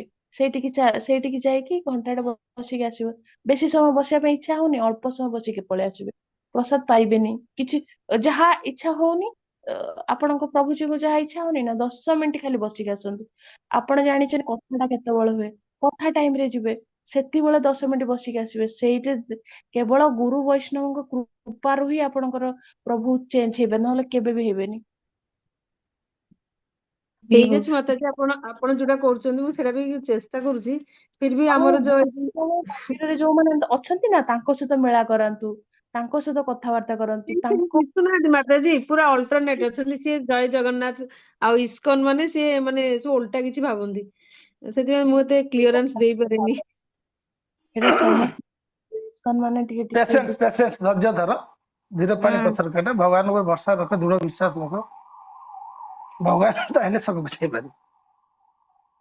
ହାଉସ ପ୍ରୋଗ୍ରାମ କୁ ଠିକ ଅଛି, ଆଲାଉ କରୁଛନ୍ତି କି ନାହିଁ? ଯଦି ପ୍ରଭୁ ଚାହିଁବେ ପ୍ରଭୁଙ୍କୁ ମାୟାପୁର ନେଇକି ଆସ ସାର୍ଟିଫିକେଟ ଡିଷ୍ଟ୍ରିବ୍ୟୁସନ ପ୍ରୋଗ୍ରାମ ରେ, ତାପରେ ପ୍ରଭୁ ଏଠୁ ଗଲା ପରେ ପ୍ରଭୁଙ୍କର କଣ ଓପିନିଅନ ହଉଛି ଦେଖିବା।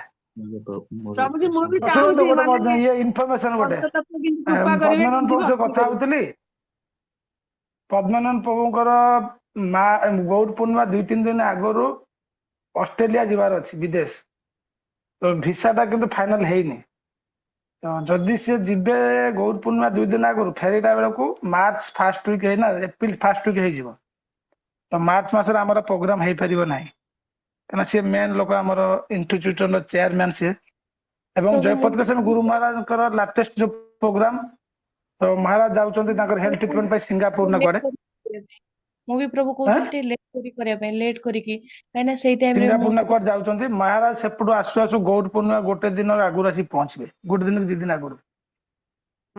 ଯାହାର କି ଭଦ୍ରକ ଇସ୍କନ ଓପନିଂ ହବାର ଥିଲା ଜାନୁଆରୀ 23, 24, 25, 26ରେ। ତ ଆଜ୍ଞା ଆଜ୍ଞା ମହାରାଜଙ୍କର ଅନୁପସ୍ଥିତ କାରଣରୁ ସେଟା ଏକ୍ସଟେଣ୍ଡ କରାଗଲା ମାର୍ଚ୍ଚ 11କୁ। ସେଇଟା ତ ତେଣୁକରି ମାନେ ଗୌର ପୂର୍ଣ୍ଣିମା ପରେ। ସେଇଟା ତ ପ୍ରଭୁ ଫେସବୁକ ରେ ପଳେଇ ଆସିଥିଲା, ପୁରା ହାଇଲାଇଟ ହେଇଛି ଜାନୁଆରୀ 23 ତାରିଖରେ ହବ ବୋଲି। ନା ହବନି, ସେଟା ଏକ୍ସଟେଣ୍ଡ କରାହେଇଗଲା। ଯେହେତୁ ଜୟପତାକା ଗୁରୁ ମହାରାଜ ରହୁନାହାନ୍ତି ଉପସ୍ଥିତ, ସେଟା ଏକ୍ସଟେଣ୍ଡ କରାଗଲା ମାର୍ଚ୍ଚ 11କୁ। ତ ଆପଣ ମାନେ 15 ଦିନ ଅପେକ୍ଷା କରନ୍ତୁ, ପାଖାପାଖି ଜାନୁଆରୀ 15 ତାରିଖ ପର୍ଯ୍ୟନ୍ତ ଅପେକ୍ଷା କରନ୍ତୁ, ଟିକେଟ କେହି କାଟି ନଥାନ୍ତୁ। ଯେ ଆଜ୍ଞା ପ୍ରଭୁ। ପ୍ରଭୁଙ୍କର ଅଷ୍ଟ୍ରେଲିଆ ଟୁର ହବ କି ନହବ, ସେଇ ଅନୁସାରେ ଆମେ ପ୍ଲାନ କରିବା। ଆଉ ପ୍ରଭୁଜୀ ଗୁରୁବାର କ୍ଲାସ ଧନ୍ୟବାଦ। ଛୁଟି କରିବା, ଯେହେତୁ ଆଜ୍ଞା ନୂଆ ବର୍ଷ ଅଛି, କୁଆଡେ ପ୍ରୋଗ୍ରାମ ରହିବ। ଶୁକ୍ରବାର କ୍ଲାସ ଶେଷ ହବ, କାଲି 2ଟା 3ଟା ଅଧ୍ୟାୟ ପଢିକି ଆସିଥିବ। ହରେ କୃଷ୍ଣ। ପ୍ରଭୁଜୀ ହରେ ଜଗତପତି କୃଷ୍ଣ। କୁହ। ପ୍ରଭୁଜୀ କଣ କହୁଛନ୍ତି? ପ୍ରଭୁଜୀ ଶ୍ରୀଚରଣରେ ଦଣ୍ଡବତ ପ୍ରଣାମ ପ୍ରଭୁଜୀ। ପ୍ରଭୁଜୀ ମୋର ଗୋଟେ ପ୍ରଶ୍ନ ଥିଲା। ଆଜ୍ଞା। ଆଉ ଥରେ ଆପଣଙ୍କ କ୍ଲାସ କେମିତି କରିହବ, ଆଉ ଥରେ ଜଏନ କରିହବ କି ପ୍ରଭୁଜୀ? ଆପଣ କୋଉଥିରେ? କ୍ଲାସ ଶୁଣିବାକୁ ମତେ ଏତେ ଭଲ ଲାଗୁଛି, ଆପଣ ଭକ୍ତି ବୈଭବରେ ଆମର କ୍ଲାସ ନେଲେନି କିଛି ପ୍ରଭୁଜୀ। ଆଉ ଥରେ ଭାବୁଛି ମାନେ ଭକ୍ତି ଶାସ୍ତ୍ରୀ ଜଏନ କରିବି, ଆପଣ କ୍ଲାସ ମୁଁ ସୁଯୋଗ ପାଉନି କୌଣସିରେ। ଆପଣ ଟିଚର ହେଇଗଲେ ପ୍ରଭୁ, ଆପଣ ଆମକୁ ପଢେଇବେ। ନା ନା ପ୍ରଭୁଜୀ, ଏତେ ସୁନ୍ଦର କ୍ଲାସ, ଏବେ ମୁଁ ଏଇଟା ଆଜି ପୁରା କ୍ଲାସ ଶୁଣିଲି, ମୋର ମନେ ପଡିଗଲା ଆମ କ୍ଲାସ ଆପଣ ମାନେ ନଉଥିଲେ, ଆଉ ତାପରେ ଆଉ ସୁଯୋଗ ମିଳିଲାନି ଆପଣ କୌଣସି କ୍ଲାସ। ଆପଣ ଭକ୍ତି ବୈଭବର କ୍ଲାସ ବି ମାନେ ନିଅନ୍ତୁ ପ୍ରଭୁଜୀ ଗୋଟେ। ଭକ୍ତି ବୈଭବ କ୍ଲାସ ଭକ୍ତି ଶାସ୍ତ୍ରୀ ସାରିବା ପରେ ମୁଁ ଭକ୍ତି ବୈଭବ, ଆକ୍ଚୁଆଲି ପ୍ରୋବ୍ଲେମ ହଉଛି ମୁଁ ପ୍ରିପେୟାର ହେଇପାରୁନି, ମୋର କିଛି ମନେ ରହେ ନା। ତ ମୂର୍ଖ ଲୋକ, ତ ସବୁ ଲେଖା ଲେଖି କରିକି ଖାତା ଦେଖିକି କହେ। ସତ କଥା କହୁଛି, ମିଛ କଥା କହିବାର କଣ ଅଛି। ସତ କଥା କହୁଛି, ଖାତାରେ ଲେଖିକି କହେ। ଯେମିତି କି ଶୋକ କେତେ ଥର ପଢିଛି, କିନ୍ତୁ ଶୋକ ମନେ ପଡୁନି, ଖାଲି ଶୋକ ନମ୍ବର ଲେଖିଛି। ଆଜି ମୁଁ ଟାବଲେଟ ଆମର ଚାର୍ଜ ବସେଇନି, ତ ମାତାଜୀ କେତେ ଡିଷ୍ଟର୍ବ କଲି, ମାତାଜୀ ଶୋକ ପଡିଲେ। ଆମ କ୍ଲାସ ତ ବଢିଆ ତେଣୁକରି ହଉଛି ପାଦ ସେବା ପ୍ରଭୁଙ୍କର, କିନ୍ତୁ ଆପଣ ବି କିଛିଟା ଦ୍ୱିତୀୟ ସ୍କନ୍ଧ ବା ତୃତୀୟ ସ୍କନ୍ଧ ଭିତରୁ କୋଉଟା ଗୋଟେ ଆପଣ ନିଅନ୍ତୁ ପ୍ରଭୁଜୀ। ମୋର ଭୁଲି ଯାଇଛି, ସରି। ଆପଣ ଭକ୍ତି ବୈଭବ ବେଦାନ୍ତ ମଡେଲ 1